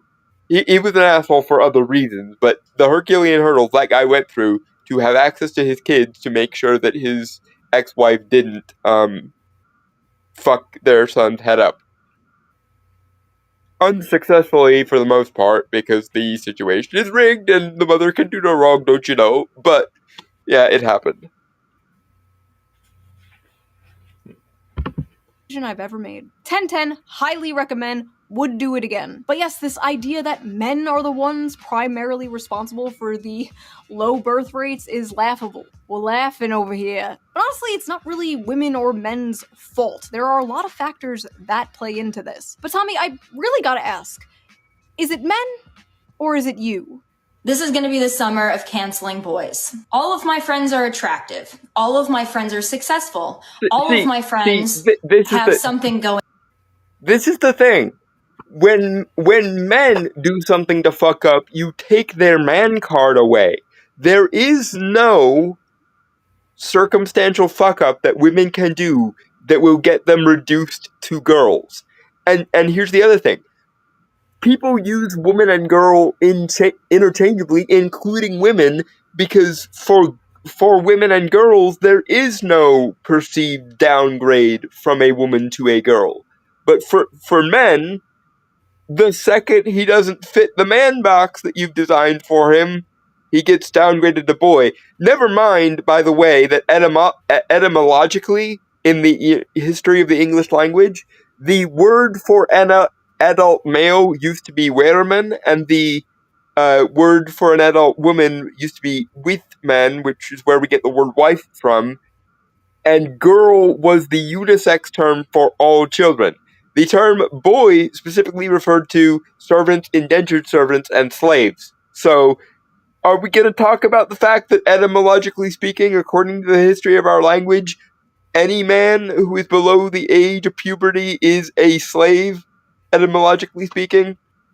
Does no one even mention how fucked up that is? That we looked at all male children and went, he's interchangeable from a slave. But girls get to keep their childhood word into adulthood if they feel like it because there's no downgrade involved, according to our lexicon. Yeah, but let's keep continuing because this little rant that she goes on here. It gets more ridiculous and hilarious as she goes. Yeah, So, I've seen this clip. Yep. Moving on. Going on.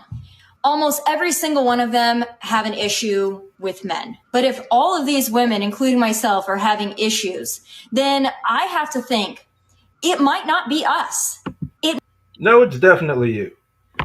Sweetheart, I know no one told you this throughout your entire education, but do you know how men can sometimes be wrong? Well, I have to burst the bubble there for you, girlie, but women can also be wrong. Just because you've got something verified by a bunch of women independently doesn't mean that they must be right. Because again, this wasn't told to you throughout your entire education. But even the sisterhood can be wrong sometimes, no matter how many of them you independently verify shit with. Moving on. It's like I love her logic on this. It's either me and my friends are a bunch of annoying cunts and we're repellent to men, or the problem is the other half of the human race. Well, and to be fair to Tommy, gynocentrism is a hell of a drug, and whether she be a traditionalist or a feminist, gynocentrism remains a hell of a drug. So I can understand this from the women are wonderful effect standpoint of if women are valuable inherently and can do nothing to devalue themselves, then it does make more sense if you believe that's true for you to believe, well, the more women I get to independently verify this, the more likely it is to be true. Not to mention the aforementioned men are valued not as human beings but as human doings thing, which is also as old as the hills. And the combination of these two things does lead to hilarious canards like this here, where, well, I independently verified it with a whole bunch of women, therefore men are to blame because they're not doing enough, because men are human doings, not human beings, don't you know? I just want to give a bit of respect out there to the men who these women failed to sink their claws into, the men who, Yeah, in their great wisdom, failed to step on these uh, annoying, but some might find alluring landmines. You didn't fall into the trap. I'm proud of you. yeah, you saved yourselves and possibly others as well, because she wouldn't be bitching and moaning and complaining if she was currently with somebody. So not only did you save yourselves, you might have by proxy also saved a bunch of other people. Well done, men. It might be you. It is not just the guys in Los Angeles, Nashville, Dallas, and they're not any better in the Midwest. They, quite frankly. So it's literally everyone everywhere except you. Yeah, I could never possibly be wrong, therefore everyone else must be to blame for all of my problems. Again, this does make sense in the context of gynocentrism, but when you remind yourself that women are human too and therefore can fail too, this all falls into a nonsense, Tommy. For 'twas always a nonsense, unfortunately, which is a nonsense that our evolutionary psychology kind of bubbles us into. It's like I went all these places and I can't find a man. Uh huh. Why do you think that is? All men on the planet suck. You know what? If you keep thinking that, you'll probably be a better contribution to the human race than if you actually did get Yeah, married. but by not contributing to the gene pool, the gene pool has enough borderline crazies in it, Tommy. We don't need another one. And I'm not accusing you of having borderline before you go there, but there is enough crazy in the gene pool already. We don't need any more of it, is what I'm saying. Crash all over this country. My friends are successful. Men don't give a shit about that. They'd marry a Walmart cashier if she was nice to them. True. Very, very true. Correct for the most part. Men between the ages of 20 and 30 are not ready, in most cases, for marriage, are usually not ready to be husbands and fathers. That's a cultural issue. So, okay. No, I would actually. I don't know. I didn't mean for that. My bad. And by the way, Tommy, this is why I have an issue with traditionalism too in this regard. The assumption is any woman will be a fit mother by magic because women are wonderful by definition. but we never do anything to prepare girls for being mothers, aside from, having them take a health class to understand how, their biology works. But we never do what we do for men by putting all these hoops through. You're not a sufficient girl. You're not a sufficient woman if you do X, or if you don't do X, Y, and Z. We just assume by definition that women are great by definition, and we never hold them to any standard, teach them anything about how to be decent human beings. In fact, we idolize the iconography of the queen bee type A cheerleader type. Not not universally. There's some pushback against it, but most of the time, the default romance novel in most people's heads is the high school quarterback who goes steady with the head cheerleader, and they lived happily ever after, etc. Which means that, using the other side of the queen bee archetype here, that means that the kind of women who do the gossipy, backbiting bullshit and eventually become suburban, HOA presidents and so forth, we idolize them by default and just assume as soon as she gets beyond a certain age, she will automatically mature. When in actuality, what happens is that is how you make a Karen. You get the bitchy Regina George type from Mean Girls, and you have her go steady with the quarterback, like the default romance novel goes, and then she matures, but she doesn't actually, she grows older, but she doesn't actually mature, and as a result, she becomes the middle-aged HOA president in suburbia who makes everyone else's life a living hell by being a Karen. That's why the Karen trope exists, or before that, it was called the Helen Lovejoy trope. But same premise, different ideology, basically. Although, Dalton, by modern romance novels standards, based on what we see on the internet being written by women, the quarterback would be replaced by a 60,000-year-old demon. This is also true. I can't really throw stones there. I tend to fantasize a little bit about monster fucking myself, but usually my monster fucker fantasies don't involve amoral demons, because I understand the premise of don't stick it in either crazy or ontologically evil. I don't know why that had to be explained, but apparently it needs to be explained. No, you shouldn't stick it or be stuck by ontological evil either. Oh god. And this is what happens when That's a cultural. when women obtain adulthood without ever being held to any standard, because no one thinks to themselves, I need to explain to her why she shouldn't fantasize about ontological evil, because she's just supposed to get it intuitively. Meanwhile, women in actuality apparently like the ontologically evil demon if he's rich, powerful, and jacked enough, I suppose. Remember, girls, evil bad. This shouldn't need to be explained to grown-ass women in their 20s and 30s, but alas, we are there.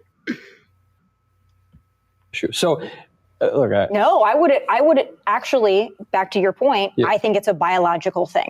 So in the millions of years, or more like a couple thousand years that human beings have existed, do you think that we've just evolved to all of a sudden, over the course of a couple decades, become terrible fathers? Meanwhile, we don't even entertain the notion that there is any such thing as a terrible mother in polite conversation. That's the thing. That's why people like Amber Heard would usually get away with the shit she did to Johnny Depp if he weren't Johnny Depp. Because I've run into several women who are Amber Heard adjacent on the cluster B spectrum. So that's what happens when you think women are perfect by definition and never need to change, and men are worthless trash by definition and need to change everything about themselves. Yeah, the term devouring mother exists for a reason. Yep. It's not something that anybody, like, Yep. especially not in the political sector, ever wants to fully explore in Yeah, regards to Shakespeare, fathers' rights. Shakespeare called it Lady Macbeth. We who were, born in the aftermath of the War on Terror call it Hillary Clinton because she is basically the embodiment of that trope. Get this straight. Men are all trash and won't commit and won't leave mommy's basement, and they're destroying the birth rates. But also, young men are biologically incapable of commitment and being parents. What? But wait, there's more! She also believes women don't have to bring anything to the table. And as a woman, because Shu, you see, women are perfect by definition, and men are maximally imperfect also by definition. These are the sets that we're supposed to be okay with. I know it doesn't make sense, but apparently making sense never factored into it. Yeah, the more this woman speaks, just the worse she becomes. Yep, and I will remind everyone, for the record, once again, she is a right-wing traditionalist. If you think feminism is the problem, you need to reevaluate your standards a bit, I think.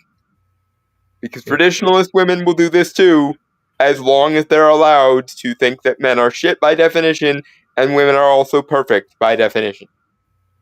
Yeah, so, like, this is the perfect example of why let them speak is one of the best strategies around.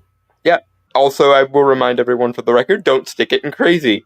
And in this case, Tommy's stupid does qualify as crazy. I want a strong man who is a protector and a provider that will go to war if need be, that will protect me, protect my family, make money. But I don't think a man needs to get something out of it to be a manly man, a protector. And Okay. So you as the wife are just going to do literally nothing. Well, and here's the other thing. Did you hear all the things she listed there? Nowhere in that string of things was ever at any point an acknowledgement that men need help, that men need care, that men are vulnerable and human, that men have value even when they're not strong and manly and shit. Except, like, again, men are valuable for what they do exclusively, and women are valuable for what they are almost exclusively. And here's the thing, yet no one wants to admit that this is a problem. Here's the thing. Even if she got a guy who did all that, she would be the absolute worst wife imaginable because she'd be fucking ungrateful for all of it. Because you owe me all the things and I owe you nothing. It is the way it literally works in her head by her own admission that she just admitted. So much so that she finds it angry, inducing, and contemptuous to even contemplate having a balanced transactional relationship with a man. Men should be grateful that they have a woman in their lives at all, don't you see? They aren't obligated to be given anything on top of that, because the sacredness of my womanhood should be gift enough for them, don't you know? Yeah. So any man that does get with this woman, he is in for a bad time. And if he actually manages to bring up her attitude and talk about what an ungrateful bitch she's being, the only thing she's gonna say is that, "Why do you need me to say thank you for what you should be doing in the first place?" Like, that's going to be her response. No, it is. Because I let you do things for me, and that's what women that's the virtue that women bring to the table. They let men do things for them. A provider. If you think you need to get something out of it, I quite frankly don't consider you a real man. Never before. It's hilarious because she goes on about how she has difficulty finding something, and the person she doesn't consider a real man is a married man with children. Yeah, and Tommy, my darling, like, men have their, like, archetypes. They have, warrior, father, sage, or apprentice, journeyman, master, and women also have their archetypes. The mother, the maiden, mother, crone. Well, you don't particularly seem very innocent or pure or virginal, so the maiden's out. You don't have kids to the best of my knowledge, so mother's out, and you don't like the idea of aging or having to obtain wisdom and learning from your experiences, so crone's done and dusted too. So, in other words, even if you find the man who ascends to the rank of king, so to speak, the sage man, etc., or the hero man, etc., you don't like the innocence and purity of the maiden. You don't like the responsibility that comes with being a mother, and you don't particularly seem like the kind of woman that's going to age gracefully or gain wisdom from her age, and therefore crones out too. But I bet the you role should, of conniving bitch would be right up her alley. yeah, you want to act like a Lady Macbeth type, and you will accept no one but someone on the level of Macbeth. Meanwhile, you won't so much as support him. Like for as much as Lady Macbeth was, in my opinion, the main antagonist of Macbeth. Like she was the one who manipulated her husband into doing all the shit he knew he shouldn't do. She did at least try to support him when he did all those things that she asked him to do. Whereas you have just admitted that you want to be given the status of a Lady Macbeth, but the second your husband does something fucked up on your behalf and say so, you'll just leave him and throw him under the bus, and even take his man card with you when you leave. Apparently, To be fair to Lady Macbeth, she was with Macbeth before he even heard the prophecy about him becoming king. this is true. This is true. Still think that she was the main instigator of problems in that story. But Oh, again, most definitely. she did stand by her man when the things he got asked to do by her blew up in his face, and as much as the like Elizabethan period involved women taking responsibility for things, she did at least take some responsibility for it. I believe she killed herself in the end, if I'm not mistaken. Yeah, I'm pretty sure so too. So good for Lady Macbeth for at least taking some responsibility for for the alligator's nest of shit she got her husband into. In history have women demanded so much and offered so little. So before we get deeper into this retarded, manufactured, stay-at-home son narrative, let's check the Facebook comments of this Fox News video, because I am really interested to see what, like, the typical Fox News viewer thinks about this. If the women are anything like these two, I can hardly blame the men for staying home and not wanting to date them. Blame, blame, blame. These two women Correct. have a combined age of 93, and they have 0 children between both of them. You both Correct. Yeah, that last one was very based. Like, she wants to go on and complain about men, not being ready to be fathers. How would you even know? You can't get a man and you don't have kids. Yeah, the mother, maiden, and crone test. You failed all 3, dear. Repugnant personality type, so listening to this was like male birth control to me. My goodness! Boomers are rude. I mean, if you ever want to put young men off, dating early, I mean, that's pretty much to do it. Introduced the Tommy Laurens and Amber Heards of the world. That will act as nature's contraceptive. Self-awareness, folks. Ruthless. Bunch of sissies. I served 6 years, 2 years in Southeast Asia after Vietnam was over. When I was 18, rent was $450 and I could afford to get my own place. Congratulations. What does it have to do with now? Yeah, it's been literally almost 70 years. I'm gonna have to ask you to look outside the upper crust boomer bubble that you've been living in for the last 50, probably. So spot on. Nothing screams I'm a loser run from me than a guy living at home in his parents' house with his 12-year-old boy's bedroom decor at age of 30. Thank God we You raised are our the sons to be problem. men who grew up, lived on their own. All right, this sounds like a woman who wrote this. Again, I must point this out. Men are the only ones who can have their adulthood identity stripped from them the second they aren't doing enough. Because again, men are apparently and rather uniquely considered human doings and not human beings. And no one seems to have a problem with that, whether they be a traditionalist or a feminist. Found their soulmate, got married, bought a beautiful home, and started a family. I was out the door at 18, worked on the assembly line at Dodge and in the Air Force at 19, never went back home. I can't relate to them. You worked at an auto parts factory. Try doing that now in America. Yeah, how many of those still exist and haven't been shuttered because all the jobs have moved to China and or Russia again? You see, that's one of the problems. Like, the people who make the laws are super fucking old, and their frame of reference for the lives of young And people wealthy didn't exist in the beyond last. their children's wildest imaginings, and Yeah, therefore in a bubble as a result of that. and their frame of reference for the lives of young people hasn't existed for like 50 years.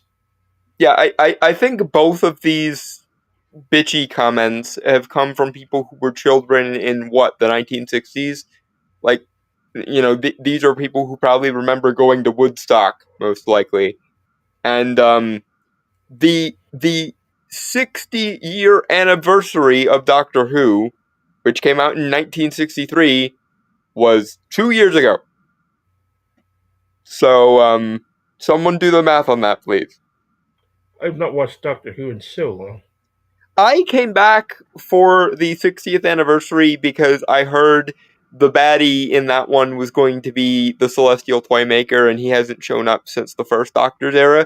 And they got Neil Patrick Harris to do the Toymaker, and it was really good. I wouldn't mind seeing the Celestial Toymaker again. He's one of the Doctor's most interesting enemies.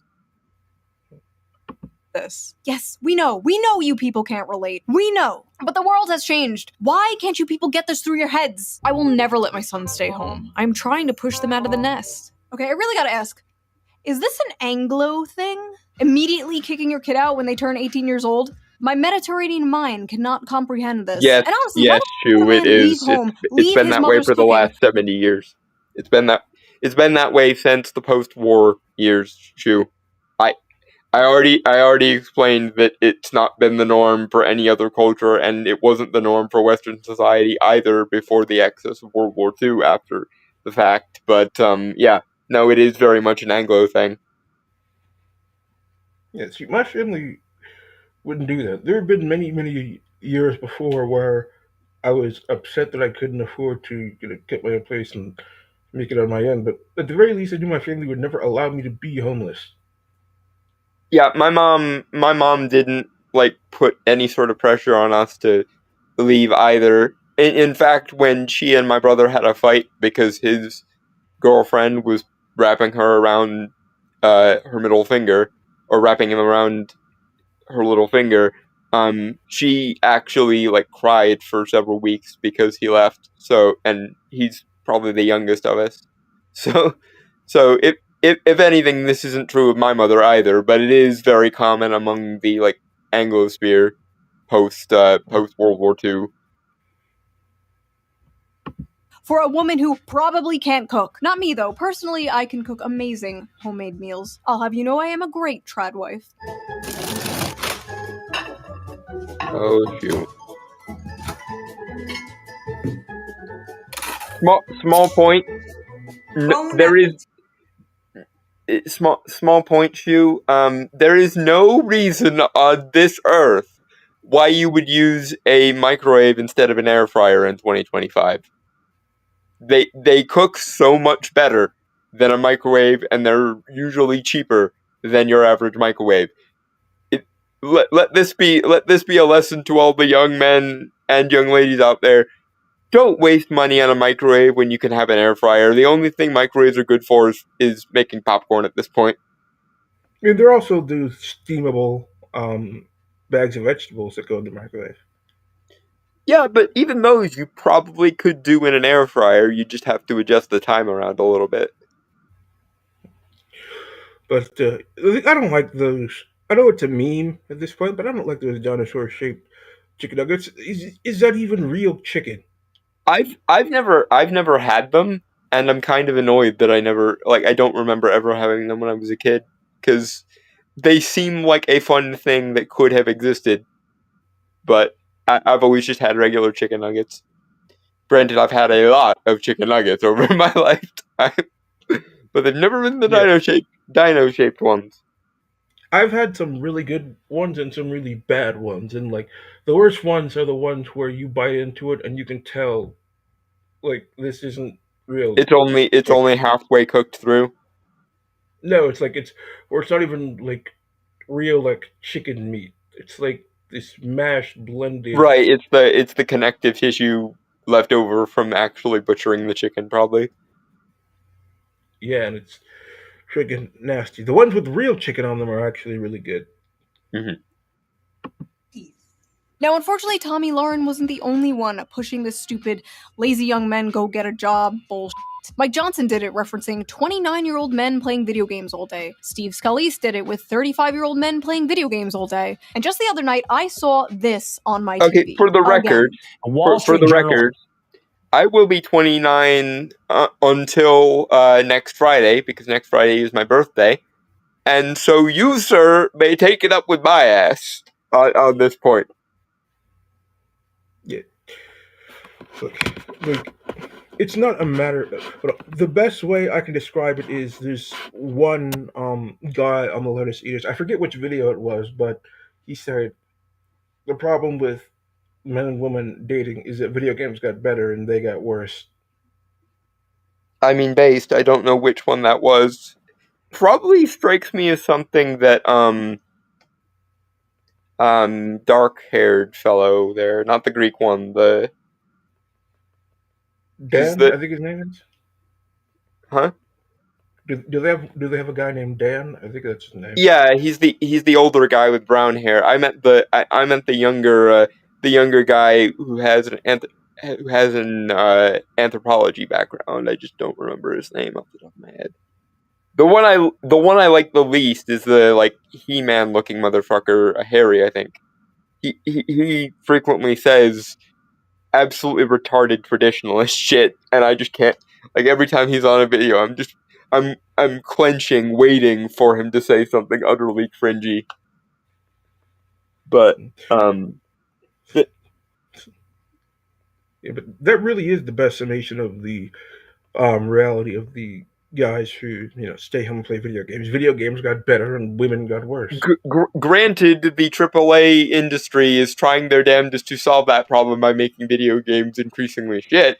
So maybe really good AA games out there.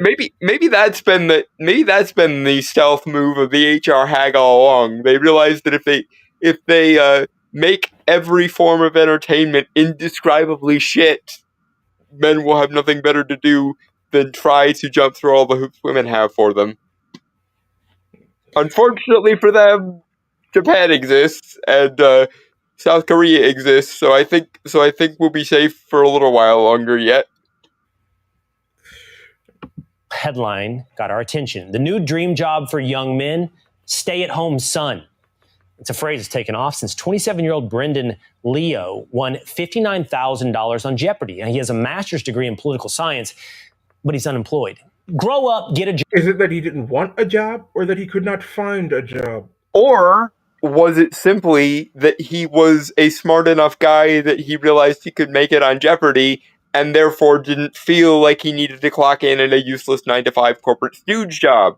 Because to me, somebody who makes that much money on Jeopardy and has that kind of background might be the kind of high-functioning dude who realizes, why the fuck would I subject myself to the corporate rat race when I'm smart enough to make it on Jeopardy?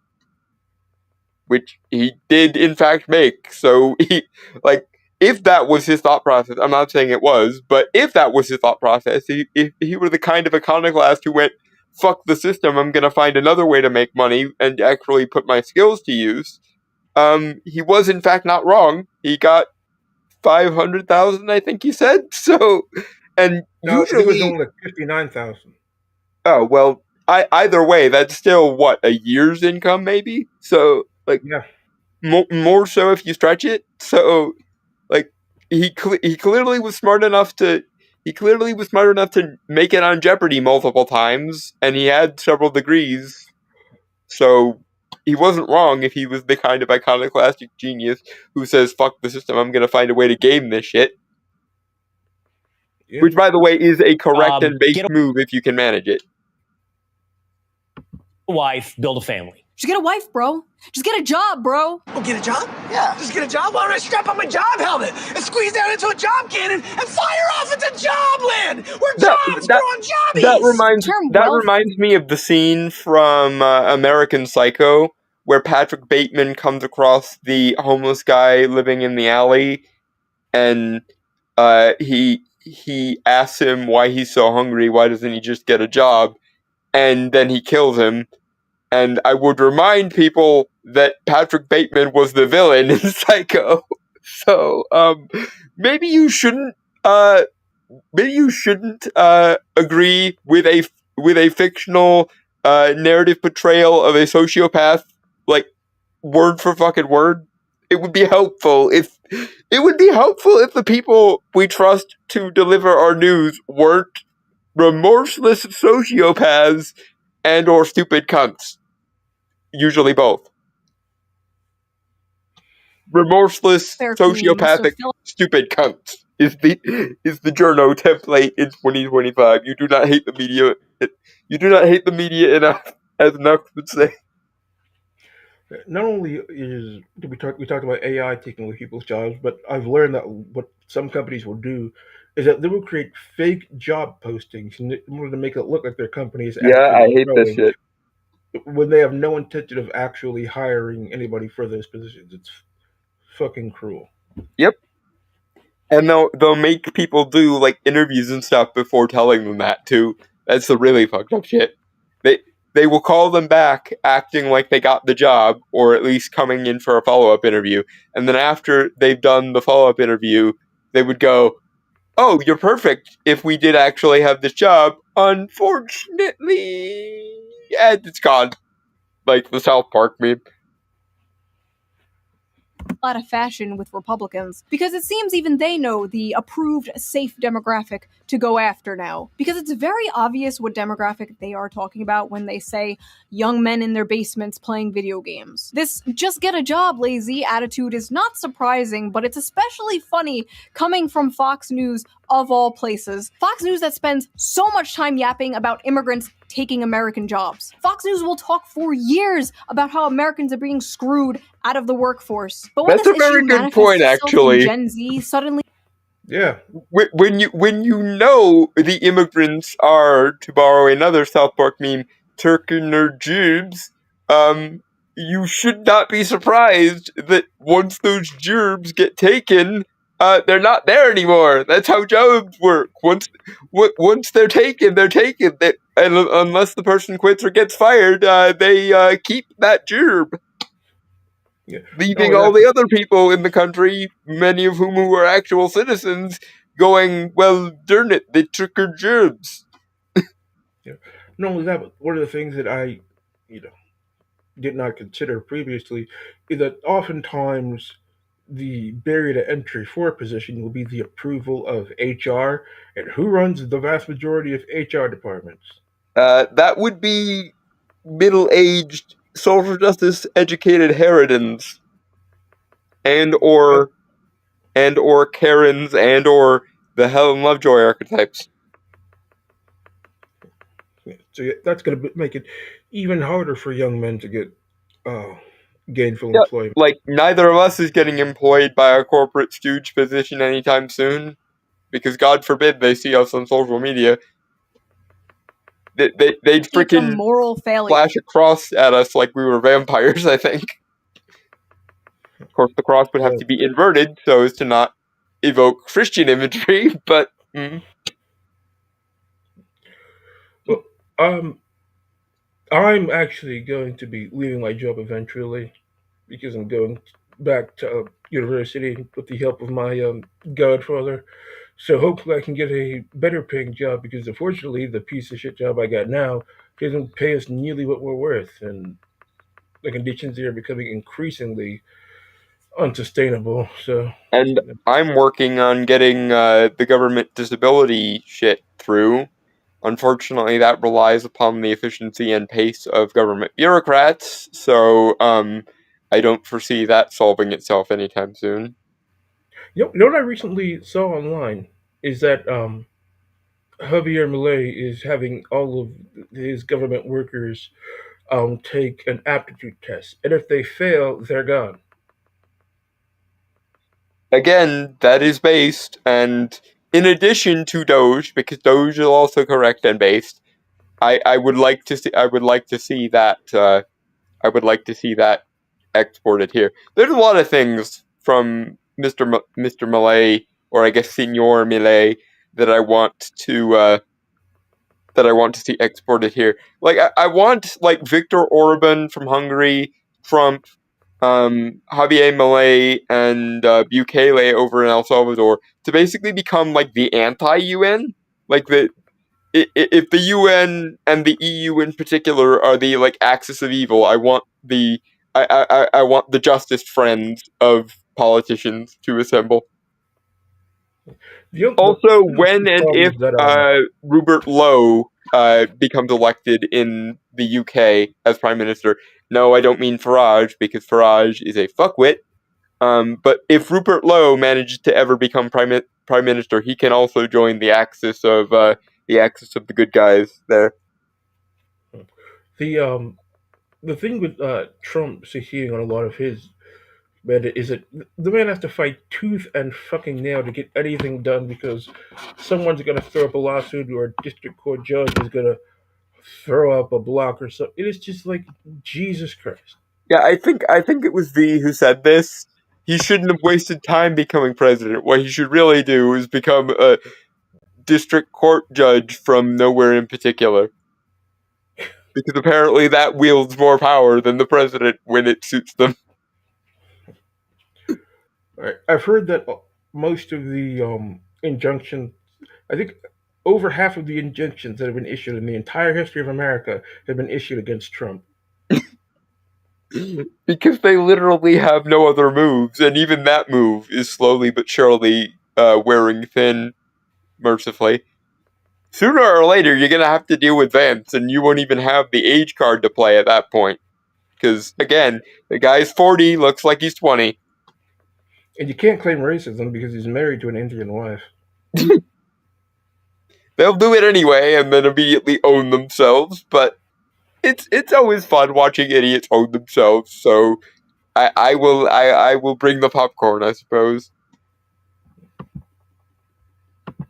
The fact is, a lot of American jobs held by men are being lost to automation, offshoring, and yes, cheap foreign labor. Companies and billionaires would rather have cheap labor that they can essentially abuse, not pay fair wages to, just good little worker drones who won't unionize, rather than hire American workers for a living wage. The cheaper the labor they hire, the more money they make. I remember when Bernie... Which, for the record, used to be a Bernie Sanders talking point back in 2016.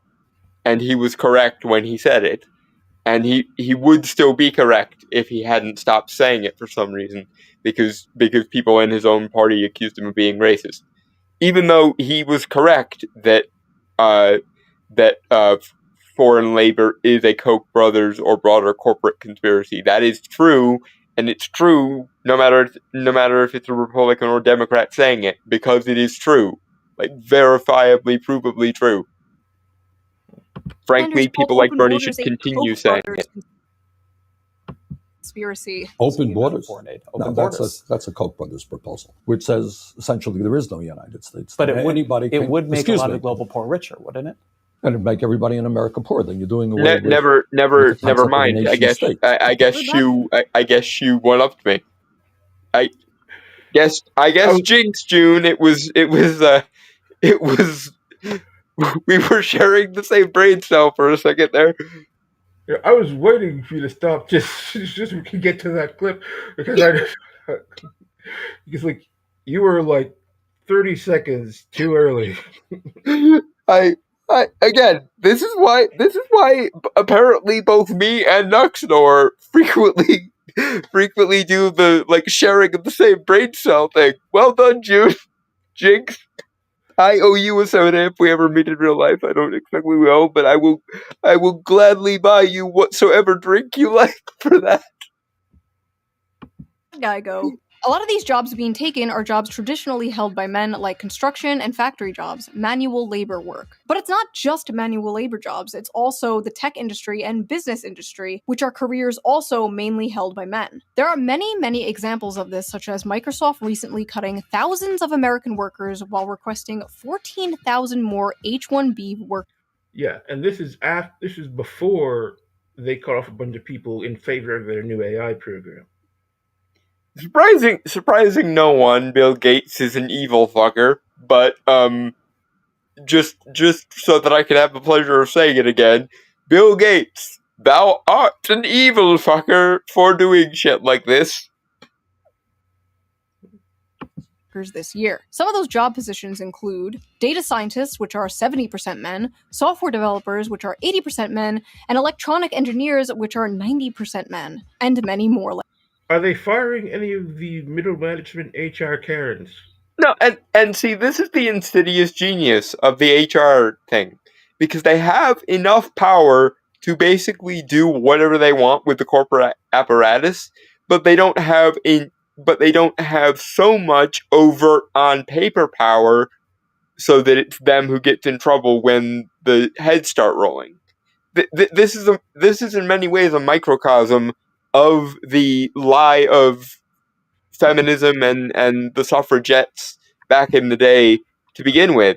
The idea of the patriarchy, this idea that the reason why women weren't allowed to hold overt, like, documentable systems of power was because they were slaves or had no power whatsoever, is not true. What actually happens in those circumstances is the men hold overt power so that they can overtly be held accountable. Meanwhile, they are expected socially and morally to give as much informal power to women as possible, so that when it comes time for some king to have their head in a basket, his head goes in the basket, and she lives long enough to stoop the next guy on the throne and usually raise his heir to kill his own father. This happened so many times throughout history, and mind you, that's just documentable history. God only knows how many political decisions were made because somebody was yes-deering his missus, despite her lack of paperwork-related power. Because we hold the people with overt power accountable, the people with covert power get to make all the decisions and receive none of the consequences. Second verse, same as the first. I mean, forget people trying to keep their nagging wives happy. How many world-changing decisions happened because people were seduced into them? Well, not to be biblical about it, anything, but you know, Adam was sitting there thinking, wait, we were told not to do this one specific thing. Then again, if I tell her no, she's gonna bitch at me longer than the world has existed. So, yes, dear, I will eat the fruit that the talking snake told you to bite because reasons, even though it's obviously a shit idea. And lo, the world was plunged into 1,000 years of sinfulness and darkness thereafter. Back to the video. We've been at this for over 2 hours now. Yep. Like that. Another example of this was Tesla, where roughly 15,000 American employees were fired in April 2024, and many were replaced with H-1B visa holders. On Twitter, Elon Musk and Vivek Ramaswamy tried to chalk this up to these immigrants just simply being the best and the brightest. Yeah, okay. You're paying them less for longer hours and more work, and they're willing to deal with it in order to stay in the country. It's coercive, exploitative, and, dare I say, not very America first. When conservatives confronted Elon Musk for this last year, he told somebody, and I quote, "Take a big step back and yourself in the face. I will go to war on this issue, the likes of which you cannot possibly comprehend." So when it comes Elon, I love you in many ways, and you are by far the most based of the billionaire class. But no, you can go fuck yourself on this point. I agree with you on 99 other things, like 99% of other things. But on this point, you can go fuck yourself. Bernie Sanders and Donald Trump were both right on this issue. I don't want to live in an inferior society because you wanted to save $5. Sorry. Yeah.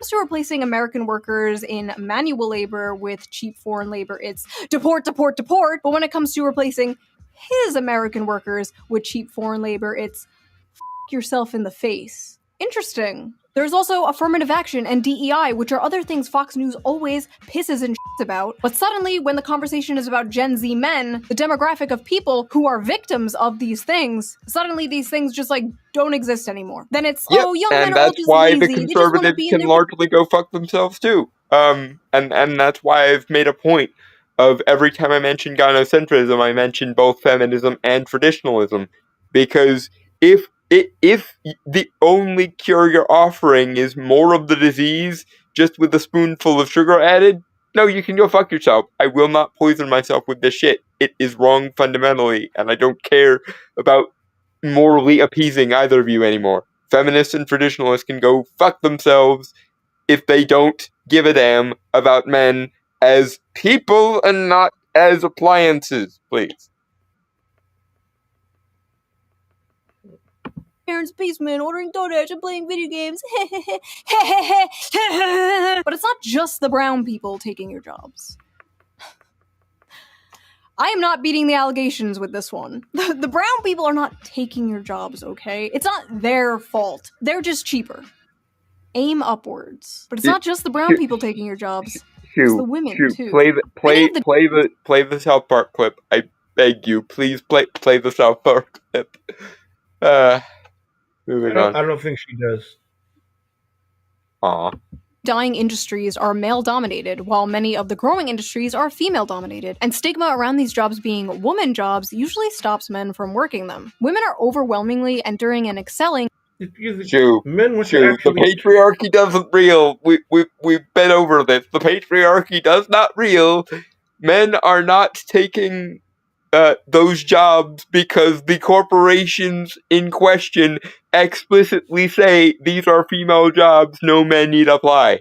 The patriarchy does not reel. It has never reeled. Fuck off, Shoo.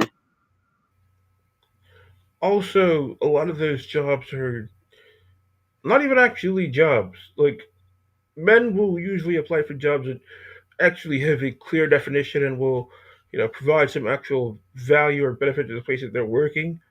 But like, it's with a lot of women, especially young women, it's like those jobs that you would see on TikTok where it's like day in the life of somebody working. The corporate aristocracy jobs.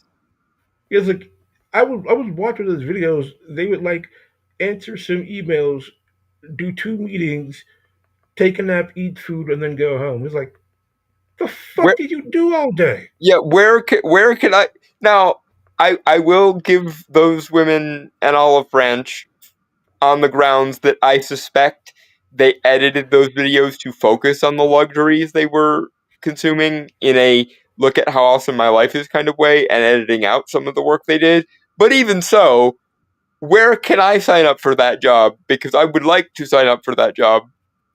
And I have enough diversity cards that I could feasibly get that job if I wanted to. But they won't hire me because one of the diversity cards I don't have is woman. After working my ass off and seeing the fruits of my labor being reduced to ash by some bitch, I could also be professionally useless in exchange for way more money than I'm currently being paid. Yep, it would be nice. I like those luxury items that are literally more luxurious than anything else I have seen in my entire life. Because I live in I live in rural Pennsylvania, and I never even knew that eucalyptus towels were a thing. I've never been that bougie, for God's sake. But apparently, corporate HR jobs are roughly that cushy beyond imagining for those of us who actually have had to work for a living or have had people in our lives work for a living. That's honestly what pissed a lot of people off. Like, with a lot of men, they're out there, busting their asses and doing actual, genuine work that you can physically see and touch. And this woman basically answers a few emails and goes to a meeting, and she's paid way more money than any of the men actually working are. Not to mention that the software engineers of those Silicon Valley corporations that actually keep the site running and stuff, they don't get to partake of any of that ritzy shit. But the HR woman who has to do a series of meetings and answer emails and or like social media marketing all day gets to live higher on the hog than any king throughout history, and we're not even allowed to have a problem with it, apparently. In college and the workforce, and they're more flexible about job position and pay, while young men usually hold out for higher paying, higher position jobs that will make them the breadwinner. Because you see, despite the world progressing and the role of women changing, the role of men has not changed. Every woman is a feminist until the dinner bill comes. But what's crazy is, women might be the ones paying that dinner bill soon. A study from the UK found women aged 22 to 29 earned about 1,000 more annually than men, completely reversing the traditional gender pay gap for this age group. In the US, a 2022 Pew Research Center analysis showed that women under 30 out-earned men in many metropolitan areas, with median earnings at or above 100% of men's in cities like New York and Washington, I must stress this point again. I know it's an old, like, 2013 era point, but much like the patriarchy doesn't and hasn't ever reeled, the wage gap, when you get right down to the particulars, doesn't reel either. It's clever editing with selective statistics that made that exist. But the termites have died so much that even the people who specialize in letting the patriarchy and the wage gap seem like they reel for 5 minutes can't do it anymore. Which makes me wonder, given that the pay gap never reeled, how much more disproportionately do men have to be getting fucked if even the people who specialize in making the wage gap look real can't do it anymore? Like when they've let the termites die in so badly that they can't even fake it anymore, how badly are men in actuality getting screwed, I wonder? Because they edited it however they needed to make it not seem as bad as it is. Now, but it's a growing trend that has never been seen before. It's so bad that it's really starting to affect the dating world. American women have never been this resigned to staying single. They are responding to major demographic shifts, including huge and growing gender gaps in economic and educational attainment, political affiliation, and beliefs about what family should look like. More women than men are attending college, buying houses, and focusing on their friendships and careers over dating and marriage. Because they've been told that marriage and motherhood is kind of a form of slavery, and they don't want to be slaves. They'll put literally everything before, like, men, family, relationships, children, and then bitch they don't have that thing. It's almost like you actually have to make that shit a fucking priority. Yeah, it's almost like that if you want things, you need to do more than just say, I want things over and over and over again. Like even magic has rules, ladies. You need to wait until the stars are in the appropriate, like, position before you carve the talismans and shit. Like, you can't literally The Secret your way into things you want. And don't you think that if that were the case, we would have figured it out by now? They can't bitch their way into it either. Even though they'll never stop trying. Yeah, certainly not for lack of trying, although to be fair, like, from 2013 to now, it did kind of work that way, that they could bitch their way to the top. Because thank you, DEI/ESG/bridge. Do you think that stuff will ever die, or will it just keep shifting forms and I think trying to find some way to hide? I think they're going to try their damnedest to rework it as many ways as they can, so that they don't get caught. Because here's the thing. opportunists can be reasoned with by providing them different opportunities. True dyed-in-the-wool ideologues will not change, no matter how detrimental it is to them personally. It's like the secular equivalent of the Opus Dei monk from Da Vinci Code beating himself with whips and shit. Because he genuinely believes that's a thing he should do. It doesn't matter how many ways it cripples him, because he genuinely believes it's the moral thing to do and will not brook any dissent on the matter. Challenges of finding a romantic partner have been made more complicated by a growing divide in education and career prospects between men and women. In 2024, 40% of American women ages 25 to 34 had a bachelor's degree, according to Pew, compared to 37% of men. A bachelor's degree increases net lifetime earnings by an estimated $1 million. Women are doing comparatively well when it comes to education in their early years in the labor force, and men are doing comparatively badly. Men's economic struggles seem to be having the biggest effect on women without a college degree, whose marriage rates by 45 have quality plummeted of to life 52. sucks. Women most affected. Yes, God. that's what the article is saying, yes. Fuck me sideways and upside down. What in the actual fuck? I needed that laugh, but my fucking god, it's depressing to see them actually do it IRL, unironically. It's like Hillary Clinton. Women are the true victim of war because their sons and husbands die. Derp. Yeah, I would honestly expect the headline like, "The suffering of men is unfortunately having a negative effect on women." Like, oh, you don't fucking say. Yeah, if you needed any more proof of what I've been saying since the beginning of this live stream, the men being valuable as human doings, not as human beings, there is your proof. They will take issues that face men, and they will find ways to blame men for those things, while also treating it as though it's a woman's issue and trying to isolate women from the consequences of those things.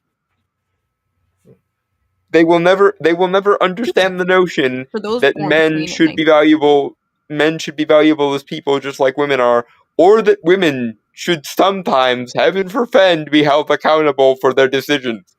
Ever. Can't these people just accept that we should help the men stop struggling because it's bad for the men in our society to be struggling like this? Like, cannot that be an issue of its own that needs to be solved? Yeah, and even the Miss Society point, I think, is missing the point a little bit, because the fact that so many men are killing themselves is first and foremost bad for men. Fuck society and fuck women entirely. Like, can we not just solve things for men because they deserve to have them solved? God damn it! I wasn't saying for the sake of society. I was just saying I wasn't accusing you of, but I just don't like that framing, because it commits the men are valuable because of what they do problem again.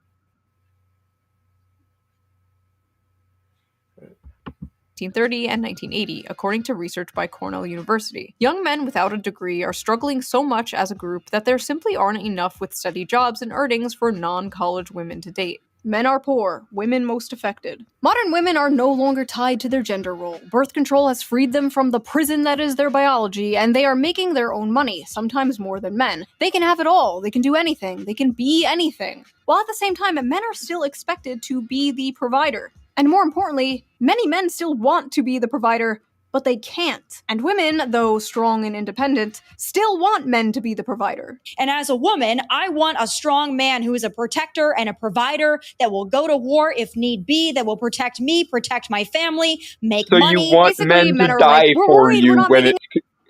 So you want men to die for you if it's ever inconvenient for you to deal with anything.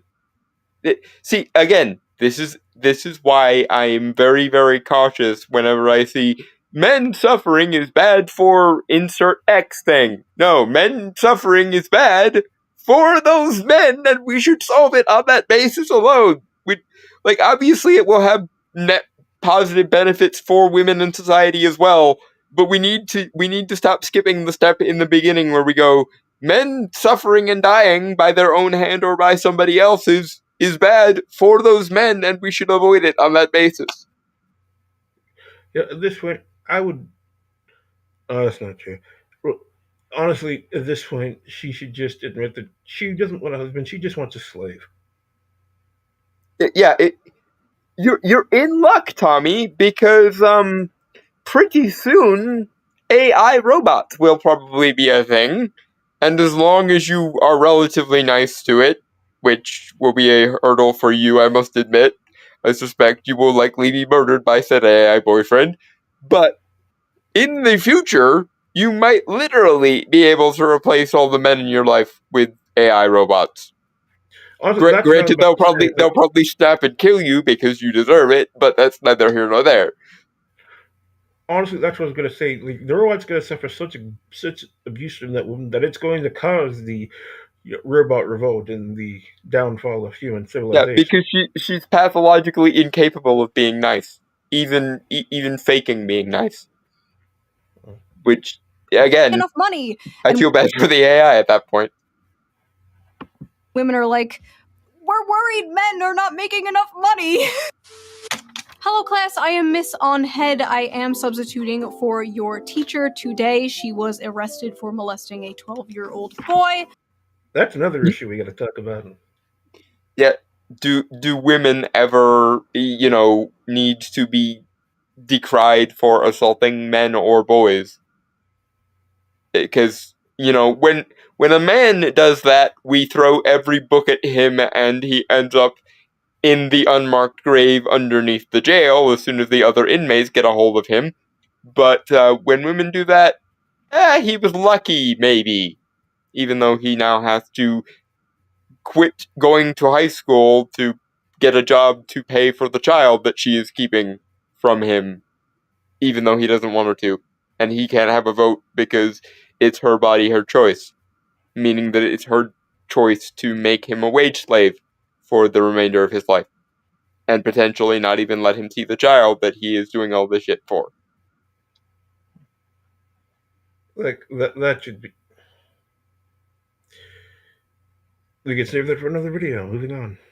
Yep. So today we are learning about the graph. This is the growth in productivity versus hourly compensation graph. And you can trace almost everything bad happening in society back to this graph. As you can see, productivity increased while compensation barely grew over the same time period. Notice they tracked very closely up until around 1972. Now, what happened around 1972, class? Well, the top marginal tax rate was reduced from 70% in 1964 to 50% by 1981. The federal minimum wage began to stagnate. Income going to the 1% rose from 9% in the 60s to 16% in 2023. CEOs also went from making 20 times more than the average worker to making 350 times more.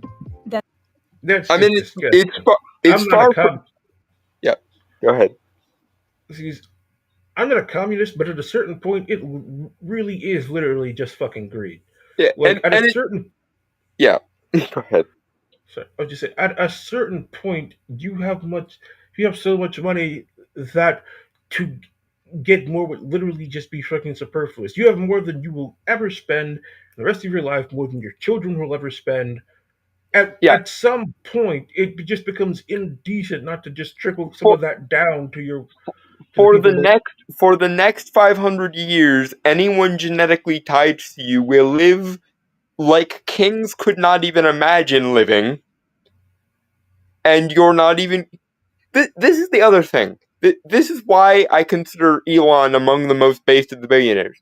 Because at least the uber wealthy of yesteryear did interesting things with their money. They financed art, they financed the sciences, they financed all sorts of eccentric shit. And you gotta put it to them, that's at least a better use of money than just letting it sit in a hole somewhere until society collapsed because of your own idiocy, or until, round about the 500-year mark.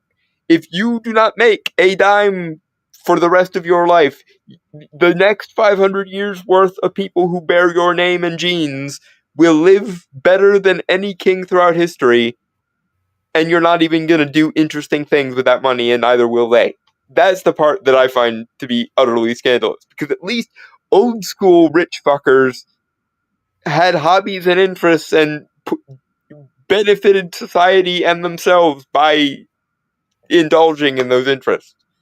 Whereas modern day billionaires are fucking miserable, which, how you can be that fucking miserable with that many resources at your disposal, I will never understand. Other than the fact that you don't know what to do with all that money, in which case, either find something more productive and interesting to do with it, or put it in the hands of people who would know how to do things. Sorry, my Anything cat else? was assaulting the dog there. I don't know if you heard it. Mass hysteria. Yeah. Anything else happened around 1972?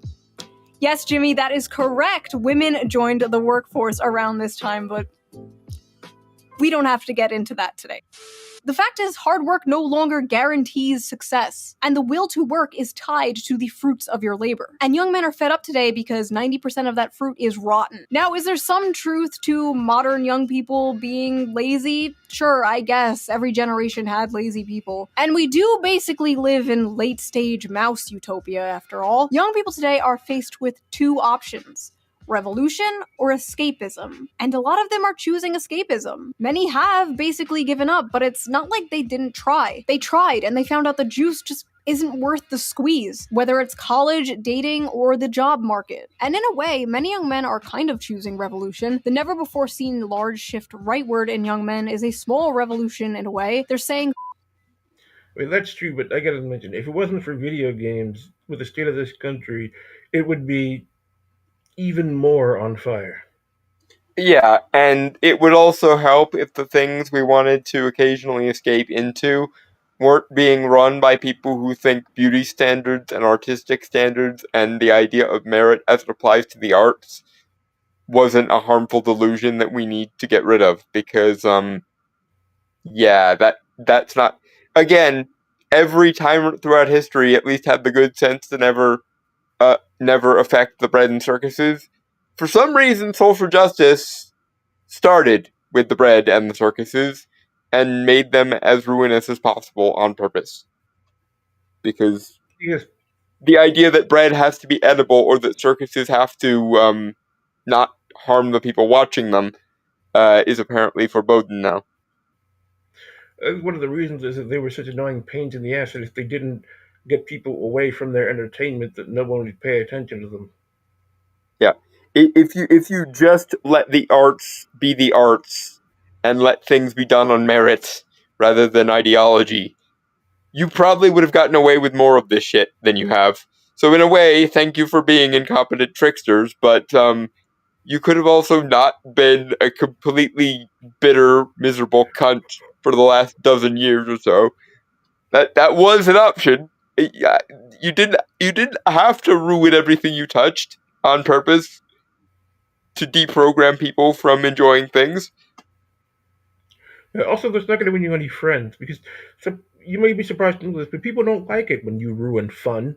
Well, and that's why I always get amused whenever I see, X industry complains about AI, and I'm like, if this were the Hollywood of 30 years ago, I would have no problem defending you, because all other things being equal, I would rather defend a human than an AI. But we have ruined everything we touched for the last decade at least, and that means that you're so shit at your job that I'm rooting for Skynet over you.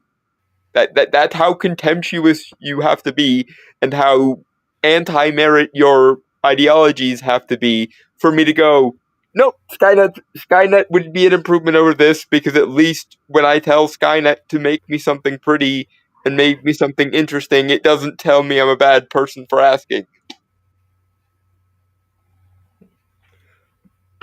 this isn't working for me, this sucks, I hate this, I want something different. This is also manifesting on the Democrat side in general. The young men that are still voting left are voting further left. You saw this recently in New York City, where Zoran Mamdani, a self-proclaimed Democratic socialist... Because the establishment are a bunch of useless, anti-meritocratic cunts. And unlike certain people, like Dev from Shortpad Otaku, the institution is not valid axiomatically. Institutions need to function with merit, and if they don't function with merit, then they need to be replaced with something that does function with said merit. Yeah, have you been paying attention to the New York and Zoran Mamdani? I've heard of him, but I haven't been keeping close track. I found more interesting things to do with my time than worry about the news recently. I just like put it on when I'm at work and listen to it in the background, but the more I hear about this guy, the more genuinely I worry about New York, because his ideas are just really fucking stupid. Are we talking like AOC level or worse than AOC somehow? I don't know if AOC ever recommended state-run grocery stores. Ye merciful gods and little fishes, oh dear. State-run grocery stores that will not operate on a profit. State-run grocery stores in the city that is responsible for reducing every grocery store to a glorified bodega. That's totally not going to make the food deserts thing worse or anything. Yeah, people are gonna fucking starve in there. And if they weren't people from NYC, I might give a shit, but unfortunately all the goodwill there has been burned. Won the Democratic primary. Young men are tired of the establishment, left and right. They're tired of the system and they want to burn it down and start again. They want something that works for them because this is not working for them. If you wake up one morning and you find yourself in a society where 23-year-olds with 4-year college degrees and like initiative who aren't smoking weed every day, if they can't make enough to buy a car, much less a home, much less get married, much less have children, then why should you be surprised when half of them say they prefer socialism? Huh. It's not surprising. It doesn't make socialism a good idea, though. No, it's not, but I broadly speaking agree with the premise of everything except the establishment is at least on the table.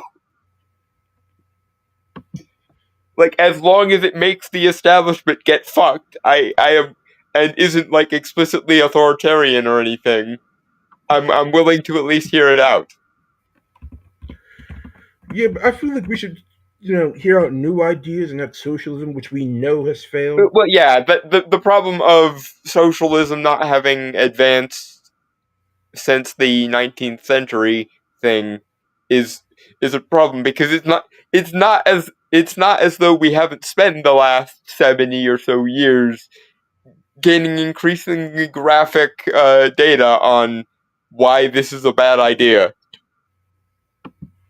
Yeah, and we also have the list of dead to prove it throughout history.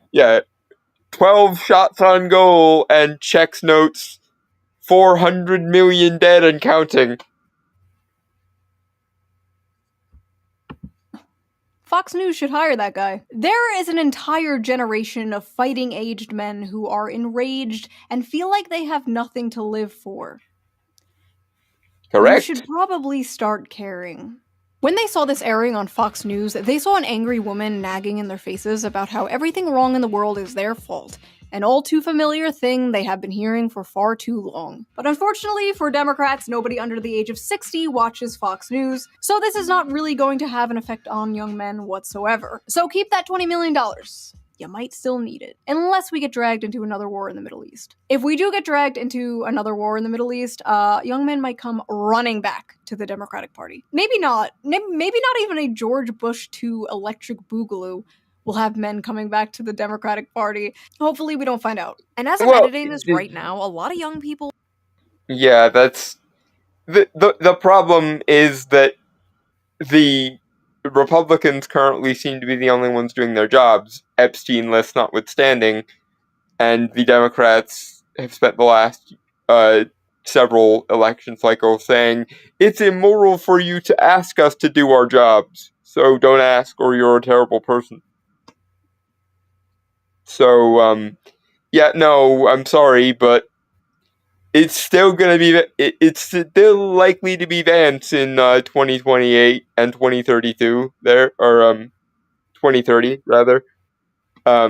So, yeah, sorry, but give me another option and we'll have a different conversation. But if you persist in this populist libertarianism is the devil thing, and anything that's anti-establishment is a threat to our democracy, I'm just going to keep voting for the people who aren't you at that point.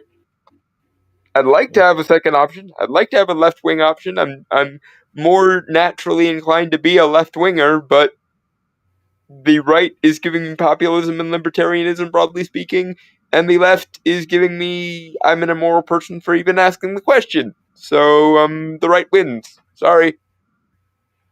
Yeah.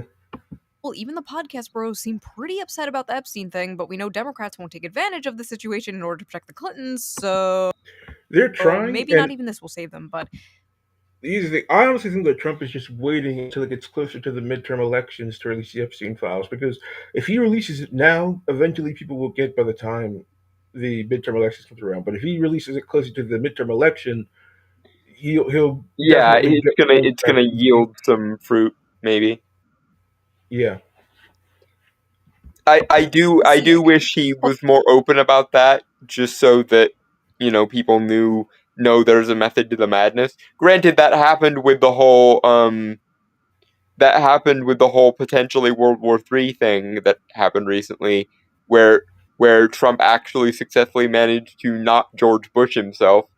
But I'm still in the camp of release the goddamn files. You ran on releasing the goddamn files. I want the goddamn files. God damn it. So, this has been a very interesting video, and I'm glad that you covered a lot of these topics.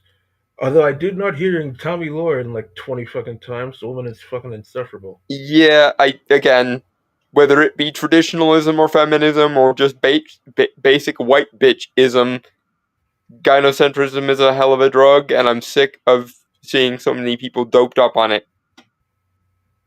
Care about men as people, as beings, and not just doings. I'm not saying you have to get rid of, valuing doings altogether, but also they are beings with, souls and things that we should give a damn about.